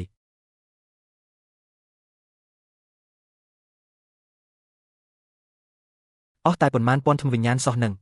អាវុធមុនអាគម3គ្មានសញ្ញាសម្គាល់ខ្លួនតតែសោះមើលទៅគូប្រកួតរបស់ខ្ញុំមិនធម្មតាទេណាលោកម្ចាស់ទូតហេតុអីត្រឡប់មកវិញទៀតហើយឬមួយមានការអីភ្លេចផ្ដាំផ្ញើការងារដែលខ្ញុំឲ្យឯងធ្វើគ្មានការខុសឆ្គងអីទេមែនទេហេតុអីបានជាខ្ញុំដឹងថាមានគេលួចបញ្ជូនដំណឹងចេញទៅក្រៅចឹងរឿងនេះមិនអាចទៅរួចទេមនុស្សដែលខ្ញុំចាត់ឲ្យទៅធ្វើការនោះសុទ្ធតែជាមនុស្សចំណិតរបស់ខ្ញុំទាំងអស់ចុះលោកម្ចាស់តំណាងនោះចុះឥឡូវគូធ្វើម៉េចទៅវិញទេលោកម្ចាស់ខឹងខ្លាំងហើយអ៊ីចឹងឯងនាំប្រពន្ធថេងទៅសុំទោសព្រះអង្គជាមួយយើងទៅបាទខ្ញុំនឹងនាំផ្លូវទៅលើហើយរឿងដែលខ្ញុំឲ្យឯងទៅធ្វើនោះមិនមានបញ្ហាអ្វីទេមែនទេម៉េចក៏ខ្ញុំដឹងថាមានគេលួចបញ្ជូនដំណឹងចេញទៅក្រៅទៅវិញ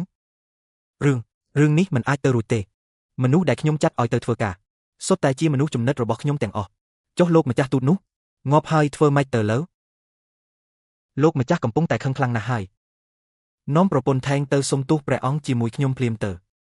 បាទចាំខ្ញុំនាំផ្លូវទៅលើហើយ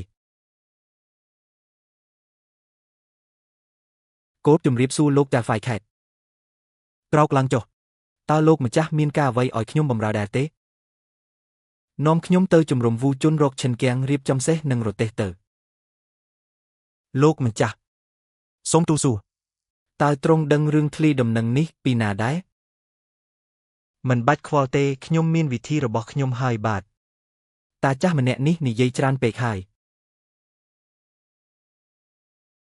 លោកម្ចាស់ក៏ដឹងថាជំរំវូគួននៅឯណាដែរចុះហេតុអីចាំបាច់ឲ្យតាចាស់ម្នាក់នេះនាំផ្លូវធ្វើអីទៅឲ្យឯងទៅគឺមានហេតុផលរបស់វាហើយកុំនិយាយច្រើនពេក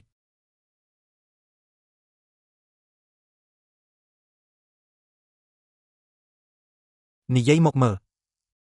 ឯងរកខ្ញុំឃើញបានយ៉ាងម៉េចលោកទេវតាឲ្យលើកលែងទោសឲ្យខ្ញុំផងមើលមកខ្ញុំឆ្លើយនឹងសំណួរខ្ញុំមកម្យ៉ាងទៀតរបៀបដែលលោកម្ចាស់នាំសារនោះនិយាយគឺមិនដូចលោកសេលទេហើយអំបញ្ញមិញខ្ញុំចាស់ទុំម្នាក់នេះបានសាក់លបងមើលហើយលោកម្ចាស់ទូតនោះមិនដឹងថាបន្ទាយកងទ័ពទាំង5នៅឯណាផងនឹង មិននឹកស្មានថាឯងឆ្លាតគ្រាន់បើដែរតើបើឯងដឹងហើយថាខ្ញុំជាមនុស្សខ្លាំងខ្លាយបើអញ្ចឹងប្រាប់អ្វីដែលឯងដឹងមកឲ្យអស់មកបើមិនអញ្ចឹងលោកម្ចាស់ទេវតាតាកញ្ចាស់ម្នាក់នេះពិតជាមិនអាចនិយាយបានមែនណាទោះបីជាសម្រាប់ខ្ញុំក៏ខ្ញុំនិយាយមិនបានដែរលោកម្ចាស់ទូតដែលឯងនិយាយនឹងត្រូវបានខ្ញុំសម្លាប់បាត់ទៅហើយស្អីគេលោកម្ចាស់បេសកជនស្លាប់ហើយចុះឥឡូវធ្វើម៉េចទៅគ្រូសាខ្ញុំទាំងចាស់ទាំងក្មេង26នាក់គឺនៅលើដៃវានឹងអី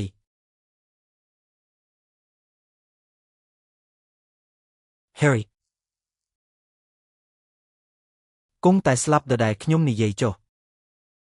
ខ្ញុំគ្រាន់តែសូមឲ្យលោកម្ចាស់ជួយសង្គ្រោះគ្រួសារខ្ញុំផងពួកគេមិនដឹងអីទេខ្ញុំនឹងរកវិធីជួយសង្គ្រោះគ្រួសារអ្នកឲ្យបានឲ្យតែឯងប្រាប់រឿងរ៉ាវពិតប្រាកដដល់ខ្ញុំទោះជាយ៉ាងណាក៏គង់តែស្លាប់ដែរខ្ញុំនិយាយហើយសូមតែលោកម្ចាស់ជួយសង្គ្រោះគ្រួសារខ្ញុំផងពួកគេមិនដឹងអីទេខ្ញុំនឹងរកវិធីជួយគ្រួសារឯងចេញមកឲ្យបានឲ្យតែអ្នកប្រាប់រឿងរ៉ាវពិតប្រាកដដល់ខ្ញុំ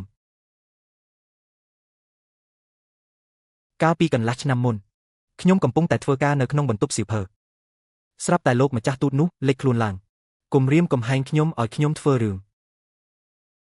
ខ្ញុំដឹងថាវាជារឿងដែលខុសនឹងសីលធម៌ខ្លាំងណាស់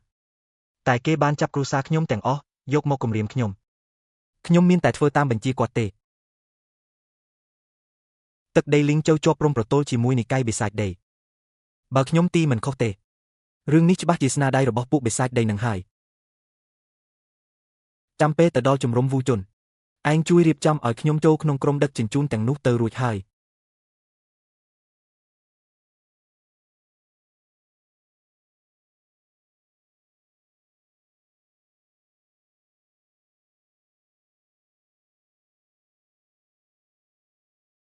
ឡានដឹកជញ្ជូនមកដល់អស់ហើយមិនក៏អាប៊ូនមិនទាន់មកវិញទៀតឬមួយមានរឿងអីហើយខ្ញុំថាណែអាបេកុំបារម្ភច្រើនពេកអីយ៉ាងណាក៏អាប៊ូនវាចេះក្បាច់គុណឈានដល់កម្រិតលជាន់ទី10ដែរអាជាន់ទី10នឹងវាស្អុយទៅគ្រាន់តែអ្នកចម្រាញ់កម្រិតកម្ពស់ម្នាក់ក៏អាចសម្លាប់វាបានយ៉ាងងាយដែរឈប់ឆ្លោះគ្នាទៅប្រញាប់ចាត់មនុស្សបញ្ជូនគ្រឿងផ្សំថ្នាំទាំងនោះចូលទៅភ្លាមទៅបាទបងធំលឿនឡើងលើកអីវ៉ាន់ចុះមក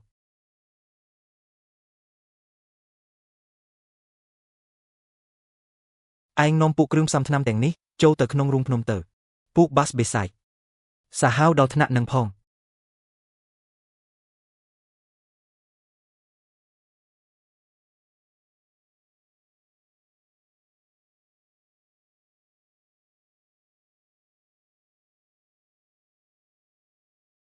ល្មួយនេះមានតម្លៃជាងលដុតនាខ្មៅរបស់ខ្ញុំដល់ទៅជាង10ដងឯណោះតែចំណែកកម្រិតបណ្ដុះធាតុរបស់តាចាស់អាវខ្មៅនៅមុខនោះវិញខ្ញុំបែរជាមើលមិនដឹងតតែសោះលោកម្ចាស់មិនទាន់ប្រកាសថាជីគាត់ឬអត់ទេមើលឲ្យច្បាស់សិនទៅចាំគិតបងធំប្អូន3អំបញ្ញមិញនេះពួកឯងមានអារម្មណ៍ថាមានរលកថាមពលវិញ្ញាណទេ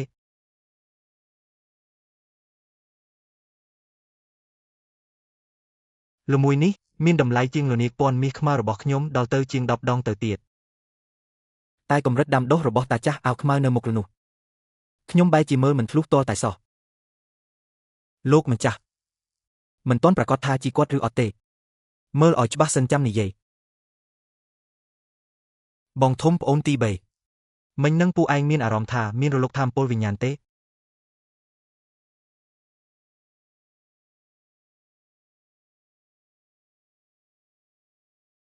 ទទួលដឹងហើយប្រហែលជាអស្តមើនឈាមរបស់លោកគ្រូចិត្តចម្រាញ់បានសម្រេចហើយទើបបានជាឆ្នាំងមើនសัตว์បញ្ចេញរលកថាមពលវិញ្ញាណបែបនេះបើឆ្នាំគ្រាប់ឈាម10000នេះចម្រាញ់បានសម្រេចលោកគ្រូនឹងមានសង្ឃឹមឈានដល់កម្រិតចិនដានសិបនិមិត្តហើយដល់ពេលនោះឋានៈពួកយើងនៅក្នុងបោះនឹងបានឡើងឋានៈខ្ពស់តាមនឹងជាក់ជាមិនខានមិនត្រូវទេ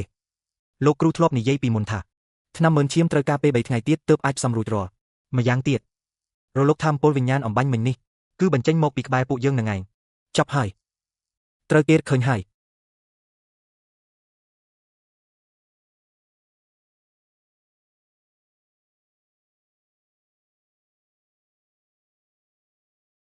អាវុធវេទមន្តកម្រិតខ្ពស់វាតែមួយបាតដៃខ្ទេចតែម្ដង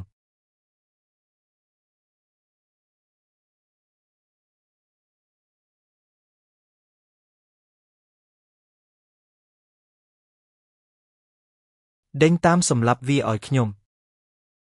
នៅត្រូវចាំមើលថ្នាំទៀត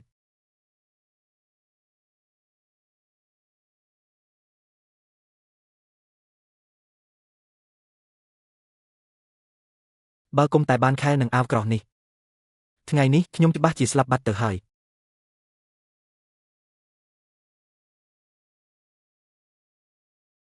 ដាវរបស់ខ្ញុំ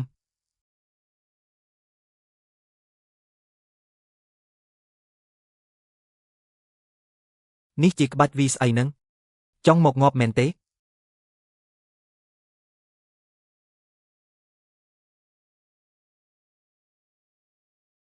នេះជាស្ទីលវីបែបណាទៅចង់មកងាប់មែនទេ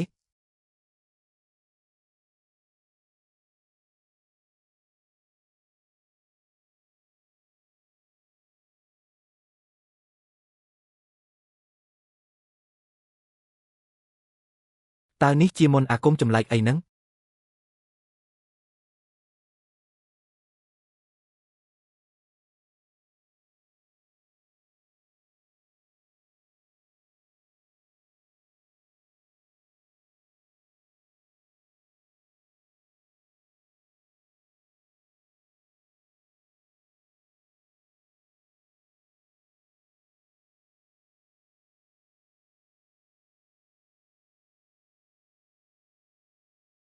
បើធៀបនឹងអ្នកស្រុកស្លូតត្រង់ដែលពួកឯងសម្លាប់យ៉ាងខូខើគ្រាន់តែដុតសម្លាប់គឺធូរស្រាលសម្រាប់ពួកឯងពេកហើយ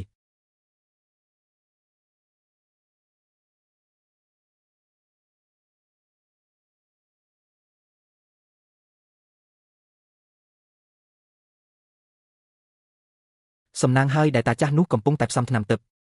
បើត្រូវគាត់ដេញតាមសម្លាប់ទោះមាន100ជីវិតក៏មិនរស់ដែរ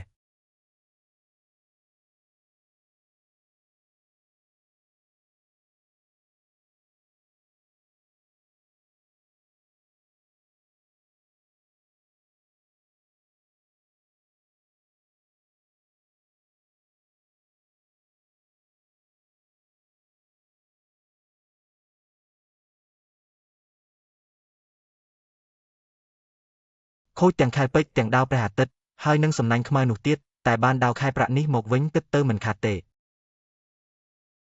និកាយមេធរណីពិតជាច្រកទ្វារបិសាចផែនដីមែនកាលនោះសៀវភៅធំគឺត្រូវបានពួកវាសម្លាប់គំនុំនេះត្រូវតែសងសឹកឲ្យបានបើអាខ្មោចចាស់នោះកែច្នៃថ្នាំគ្រាប់ឈាម10000គ្រាប់បានជោគជ័យវានឹងអាចឡើងដល់កម្រិតពាក់កណ្ដាលគំនិតមាសបានហើយគឺនៅសល់តែមួយជំហានទៀតប៉ុណ្ណោះនឹងបានឡើងដល់កម្រិតជីនតានហើយទោះបីជាគាត់មិនទាន់បានទម្លាយកម្រិតក៏ដោយគេតែងនិយាយថាអ្នកត្រូវតែកាត់ចិត្តដាច់អាល័យតែខ្ញុំធ្វើមិនបានទេបើមិនកំចាត់អាខ្មោចចាស់នោះទេខ្ញុំច្បាស់ជាជាប់ចិត្តសាសម៉ងមិនខានបើនៅតែមានចិត្តសាសម៉ងតើឲ្យខ្ញុំហាត់រៀនធ្វើជាទេវតាយ៉ាងម៉េចទៅ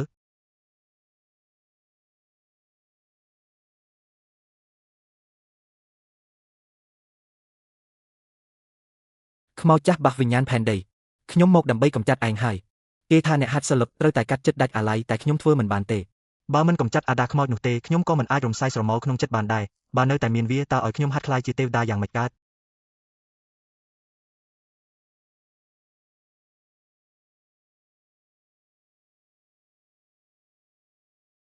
អាខ្មោចចាស់បាសបិសាចដី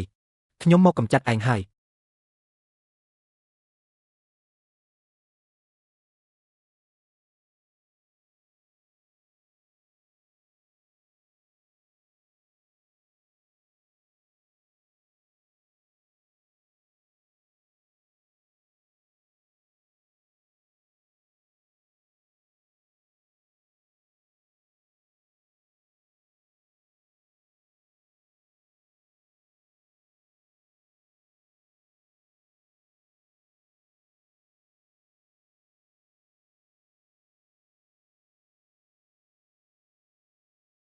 ទីបំផុតឆ្នាំ10000ឈាមនេះសម្បានសម្រេចហើយ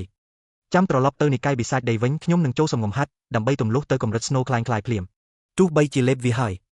ជីវិតនេះលែងបានឡើងដល់កម្រិតចិន្តានទៀតហើយក៏មិនអីដែរបានអាយុវែងថែមរាប់រយឆ្នាំទេក៏ចំណេញដែរល្អបំផុតគឺប្រញាប់ចាកចេញពីទីនេះទៅបើឲ្យពួកតាបស្ចាស់របស់និកាយឈីងហ្វុងដឹងបើអញ្ចឹងពិបាកហើយក្បួនមន្តអាគមមើលទៅកូនសិស្សទាំង4នាក់របស់ខ្ញុំស្លាប់បាត់អស់ទៅហើយ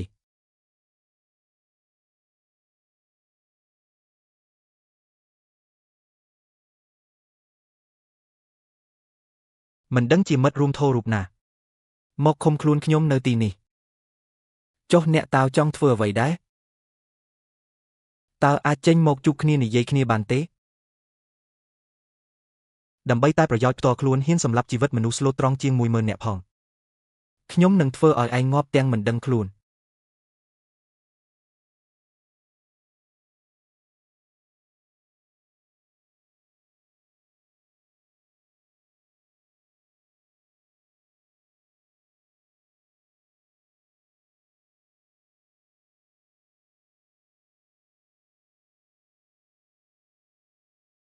ភ្លើងរបស់គេនោះ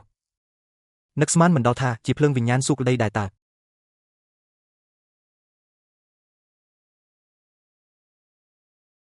ភ្លើងខ្មៅរបស់តាចាស់នេះ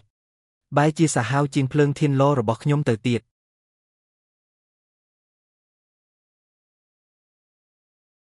ភ្លើងខ្មៅរបស់តាចាស់នេះនឹកស្មានមិនដល់ថាវាសាហាវជាងភ្លើងធានឡជីហួររបស់ខ្ញុំទៅទៀត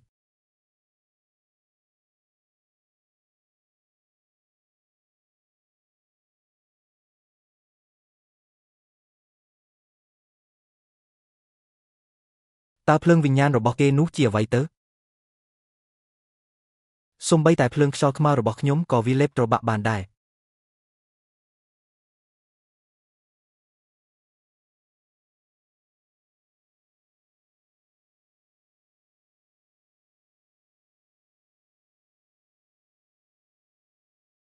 សហធម្មចារីលើកលែងជីវិតខ្ញុំផង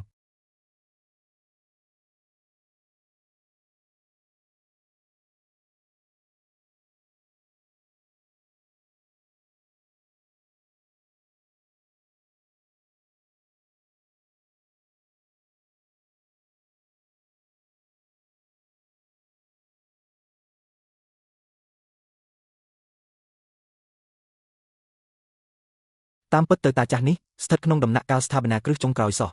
មិនណុកចិត្តទេដែលអាចទ្រាំបានដល់ទៅ10ថ្ងៃអរគុណហើយកញ្ជ្រោងសតូចលើកនេះបានឯងជួយទៀតហើយ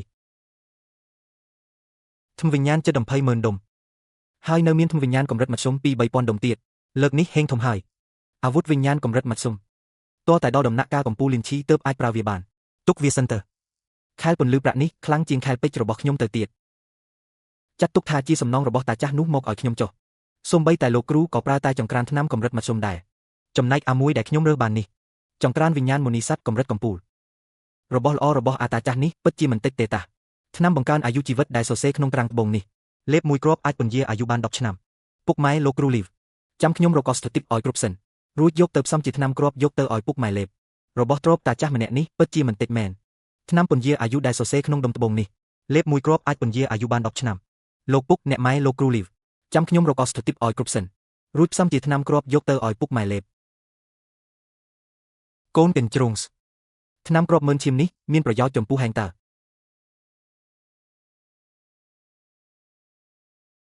ឬមួយយ៉ាងអាចឡើងដល់កម្រិត3ដោយសារវាទៅបើអញ្ចឹងដំណើរលើកនេះខ្ញុំចំណេញធំហើយ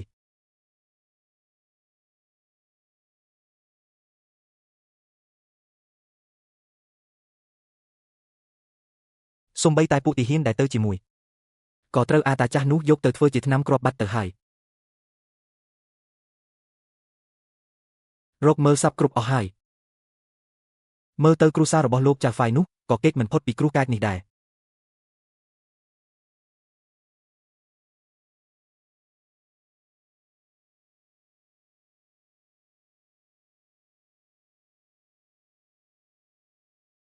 ចាស់ទុំម្នាក់នេះសូមក្រាបបង្គំគាល់លោកសានមិនដឹងជាពួកគ្រួសាររបស់គេយ៉ាងម៉េចទៅហើយទេយឺតមួយជំហានបាត់តែពួកនិកាយបិសាចដីខ្ញុំសម្លាប់ចោលអស់ហើយចាត់ទុកថាបានសងសឹកជួសគ្រប់គ្នាទៅចុះ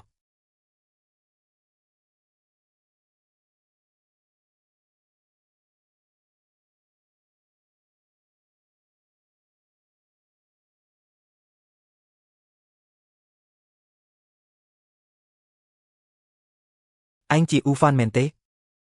គោបជំរាបសួរលោកព្រឹទ្ធាចារ្យហ្វេនបាតពិតហើយឯងនៅចាំយើងដែរតើ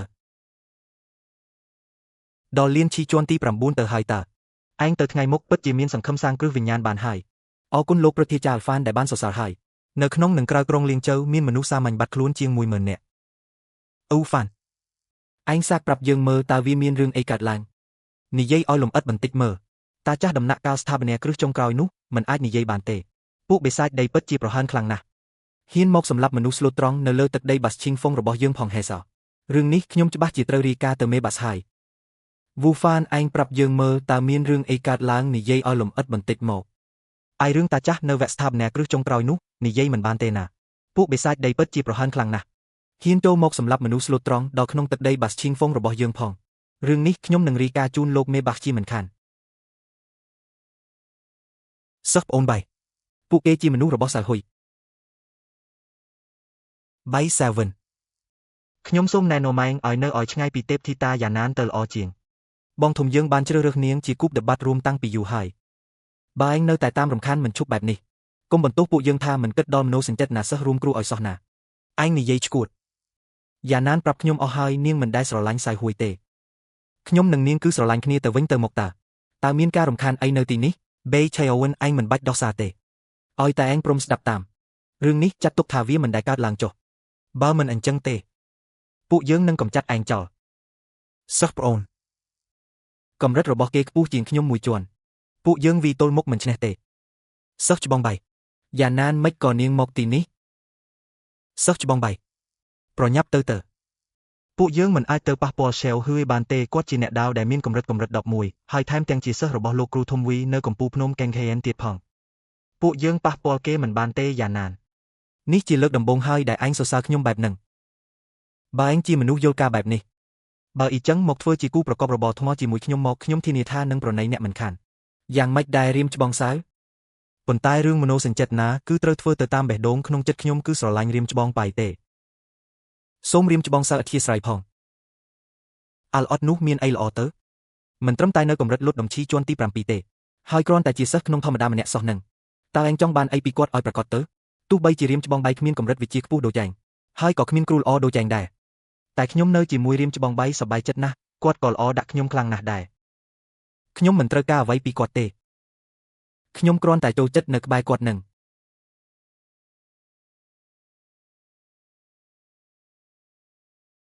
បាយសៀវិន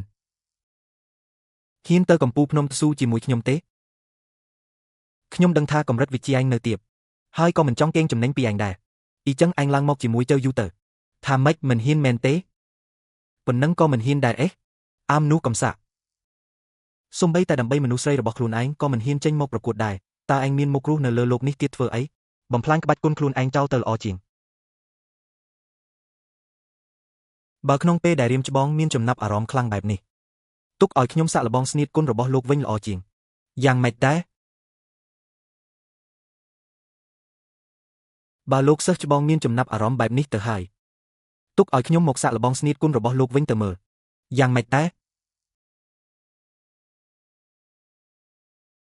សិស្សប្អូនអ៊ូមិនក៏មកទីនេះដែរសិស្សប្អូនម្នាក់នេះការប្រកួតនៅលើកំពូលភ្នំស៊ូនៅទីនោះគេអនុញ្ញាតឲ្យវាយដល់ស្លាប់បានណាបើសិនជាបងប្រុសច្បងជ្រុលដៃវាយ៉ែងឲ្យបាត់បង់ធាតុក្បាច់គុណអស់ឬក៏បាក់ដៃបាក់ជើងកុំស្អប់ខ្ញុំអីណាគ្រាន់តែត្រឹមកម្រិតលៀនឈីជាន់ទី9សោះចង់ប្រកួតជាមួយរៀមច្បងសាវហ៊ុយរបស់យើងផងខ្ញុំថាយើងរកតែរឿងងាប់ខ្លួនទេមើលទៅគាត់ដូចជាមនុស្សម្នាក់មិនដឹងទេនេះអូមែនតើអ៊ូហ្វានម្ចាស់ជើងឯកការប្រកួតសិស្សក្រៅគឺវូហ្វានពិតមែនហើយថែមទាំងបានចូលធ្វើជាសិស្សរបស់ព្រឹទ្ធាចារ្យលីនៅកំពូលភ្នំដានទិញទៀតផងព្រឹទ្ធាចារ្យលីនៃកំពូលភ្នំដានទិញវីវរហើយលើកនេះតែខ្ញុំនិយាយចេញទៅបាត់ហើយបើព្រមចុះចាញ់ទៅថ្ងៃក្រោយធ្វើម៉េចឲ្យគេស្ដាប់បង្គាប់ទៅចាំបន្តិចរឿងមិត្តផាត់ខ្ញុំបៃសៀវិនចុះរៀមច្បងសៅចង់ចាត់ការយ៉ាងម៉េចដែរហើយមួយទៀតចុះបើចាញ់ការប្រកួតនេះវិញឈ្នះហើយយ៉ាងម៉េចទៀតចុះបើឯងចាញ់វិញឲ្យបេឆេវិនទៅថ្ងៃក្រោយនៅឲ្យឆ្ងាយពីយេណែនទៅតែបើឯងឈ្នះរឿងគំនុំរវាងខ្ញុំនិងបេខេវិននឹងត្រូវបញ្ចប់ត្រឹមនេះហើយទៅថ្ងៃមុខខ្ញុំក៏ឈប់តាមរំខានយ៉ាណានទៀតដែរលោកប្អូនខ្ញុំនៅមានសំណុំពលមួយទៀតចាត់ទុកថាជាការភ្នាល់ទៅចុះអ្នកណាទៀតត្រូវឲ្យពិន្ទុចំណាត់ថ្នាក់1000ទៅអ្នកឈ្នះមិនដឹងថារៀមច្បងសៅហ៊ានភ្នាល់អត់ទេឬមួយអាល់អត់នេះមានល្បិចអីលាក់ទុកបំភ្លេចវីទៅចុះយើងជាអ្នកហាត់ដាវកម្រិតលីអានឈីជាន់ទី11ខ្លាចអីគេត្រឹមកម្រិតទី9នោះយល់ព្រមខ្ញុំសន្យានឹងនាងឡសិស្សច្បងពិតជាចិត្តទូលីមែនអញ្ចឹងពួកយើងទៅគ្នាទៅ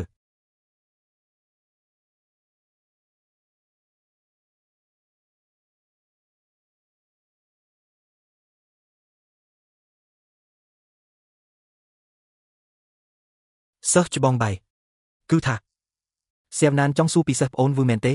កុំបារម្ភភ័យសិស្សប្អូនវឺខ្លាំងពូកែណាស់ចាំមើលទៅច្បាប់នៃការប្រកួតមិនបាច់និយាយច្រើនទៀតទេក្នុងអំឡុងពេលប្រយុទ្ធបើគ្មានគ្រោះថ្នាក់ដល់ជីវិតទេយើងនឹងមិនលូកដៃឡើយឲ្យតែមានម្ខាងសុំចាញ់ការប្រកួតនឹងត្រូវបញ្ចប់ត្រៀមខ្លួនហើយឬនៅរួចរាល់ហើយម្នាក់ត្រូវប្រគល់ធំវិញ្ញាណ100គ្រាប់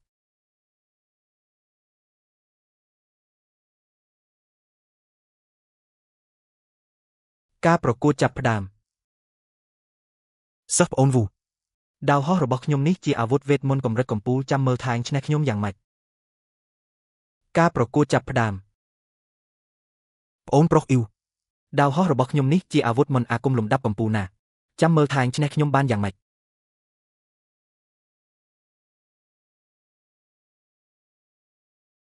ឯងក៏មានអាវុធមន្តអាគមលំដាប់កំពូលដែរហេ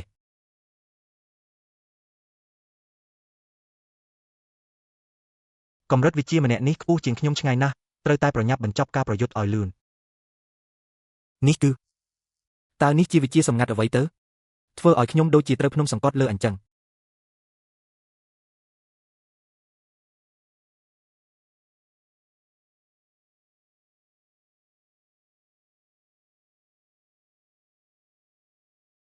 គ្រាន់តែប៉ះគ្នាភ្លាមអស់ពិន្ទុគុណបំណាច់ខ្ញុំ1000បាត់ហើយខ្ញុំខំសន្សំឡើងច្រើនឆ្នាំហើយណា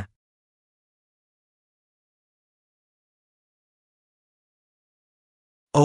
តាមពិតគេជា Woo fan ដែលជាអ្នកលេខ1ក្នុងការប្រកួតធំរបស់សិស្សក្រៅភ្នំកាលពី2ឆ្នាំមុនសោះអីចឹងបានជាសំហេតុផលបែងចាញ់ហើយប្រញាប់យកពិន្ទុរួមចំណែក1000ប្រគល់ឲ្យ Woo fan ទៅមិនទាន់បាន1ម៉ោងផងស្រាប់តែបានពិន្ទុ1000បាត់បែបនេះលឿនជាងធ្វើ base កកម្មឆ្ងាយណាស់ចុះរឿងដែលពួកយើងព្រមព្រៀងគ្នាពីមុននោះទុកចិត្តចុះបើខ្ញុំចាញ់ទៅហើយនិយាយម៉ាត់ណាគឺម៉ាត់នឹងពួកយើងទៅខ្ញុំថ្នាសិស្សប្អូនអ៊ីវថ្ងៃនេះពិតជាធូរទ្រង់ខ្លាំងណាស់ស្រួលខ្លួនណាស់លើកនេះបានប្អូននៅជួយហើយរៀមច្បងបាយកំពុងមានគ្រោះអាសន្នហើយតើឲ្យខ្ញុំឈរប់ដៃមើលយ៉ាងម៉េចនឹងកើតសិស្សប្អូនអ៊ីវនិយាយថាខែក្រោយនឹងដល់ពេលប្រកួតសិស្សក្នុងហើយតាសោរឿងជ្រើសរើសសិស្សស្នូល50នាក់នឹងខ្ញុំធ្លាប់យល់ដែរហើយសិស្សស្នូលទាំង50នាក់នេះសុទ្ធតែមានសិទ្ធិចូលរួមក្នុងដំណើរទៅកាន់ដែនដីសម្ងាត់នៅចុងឆ្នាំនឹងអូតើអ្វីទៅជាដែនដីសម្ងាត់នឹងកូនកញ្ជ្រោងតាំងពីស៊ីឆ្នាំមើលឈាមនឹងទៅឯងគេងលក់អស់3ខែហើយតើឬមួយក៏ឆ្នាំគ្រាប់នោះមានជាតិពុលម្ចាស់កូនកញ្ជ្រោងមិនក៏ឯងចេះនិយាយភាសាមនុស្សទៅវិញចៅហ្វាយខ្ញុំភ្ញាក់ហើយភ្ញាក់ក៏ល្អដែរខ្ញុំនៅកែងណាស់ឥឡូវឯងខ្លាចជាសត្វវិញ្ញាណលំដាប់ទី3បាត់ទៅហើយតើនឹងចៅហ្វាយសូមម្ចាស់ជួយដាក់ឈ្មោះឲ្យខ្ញុំ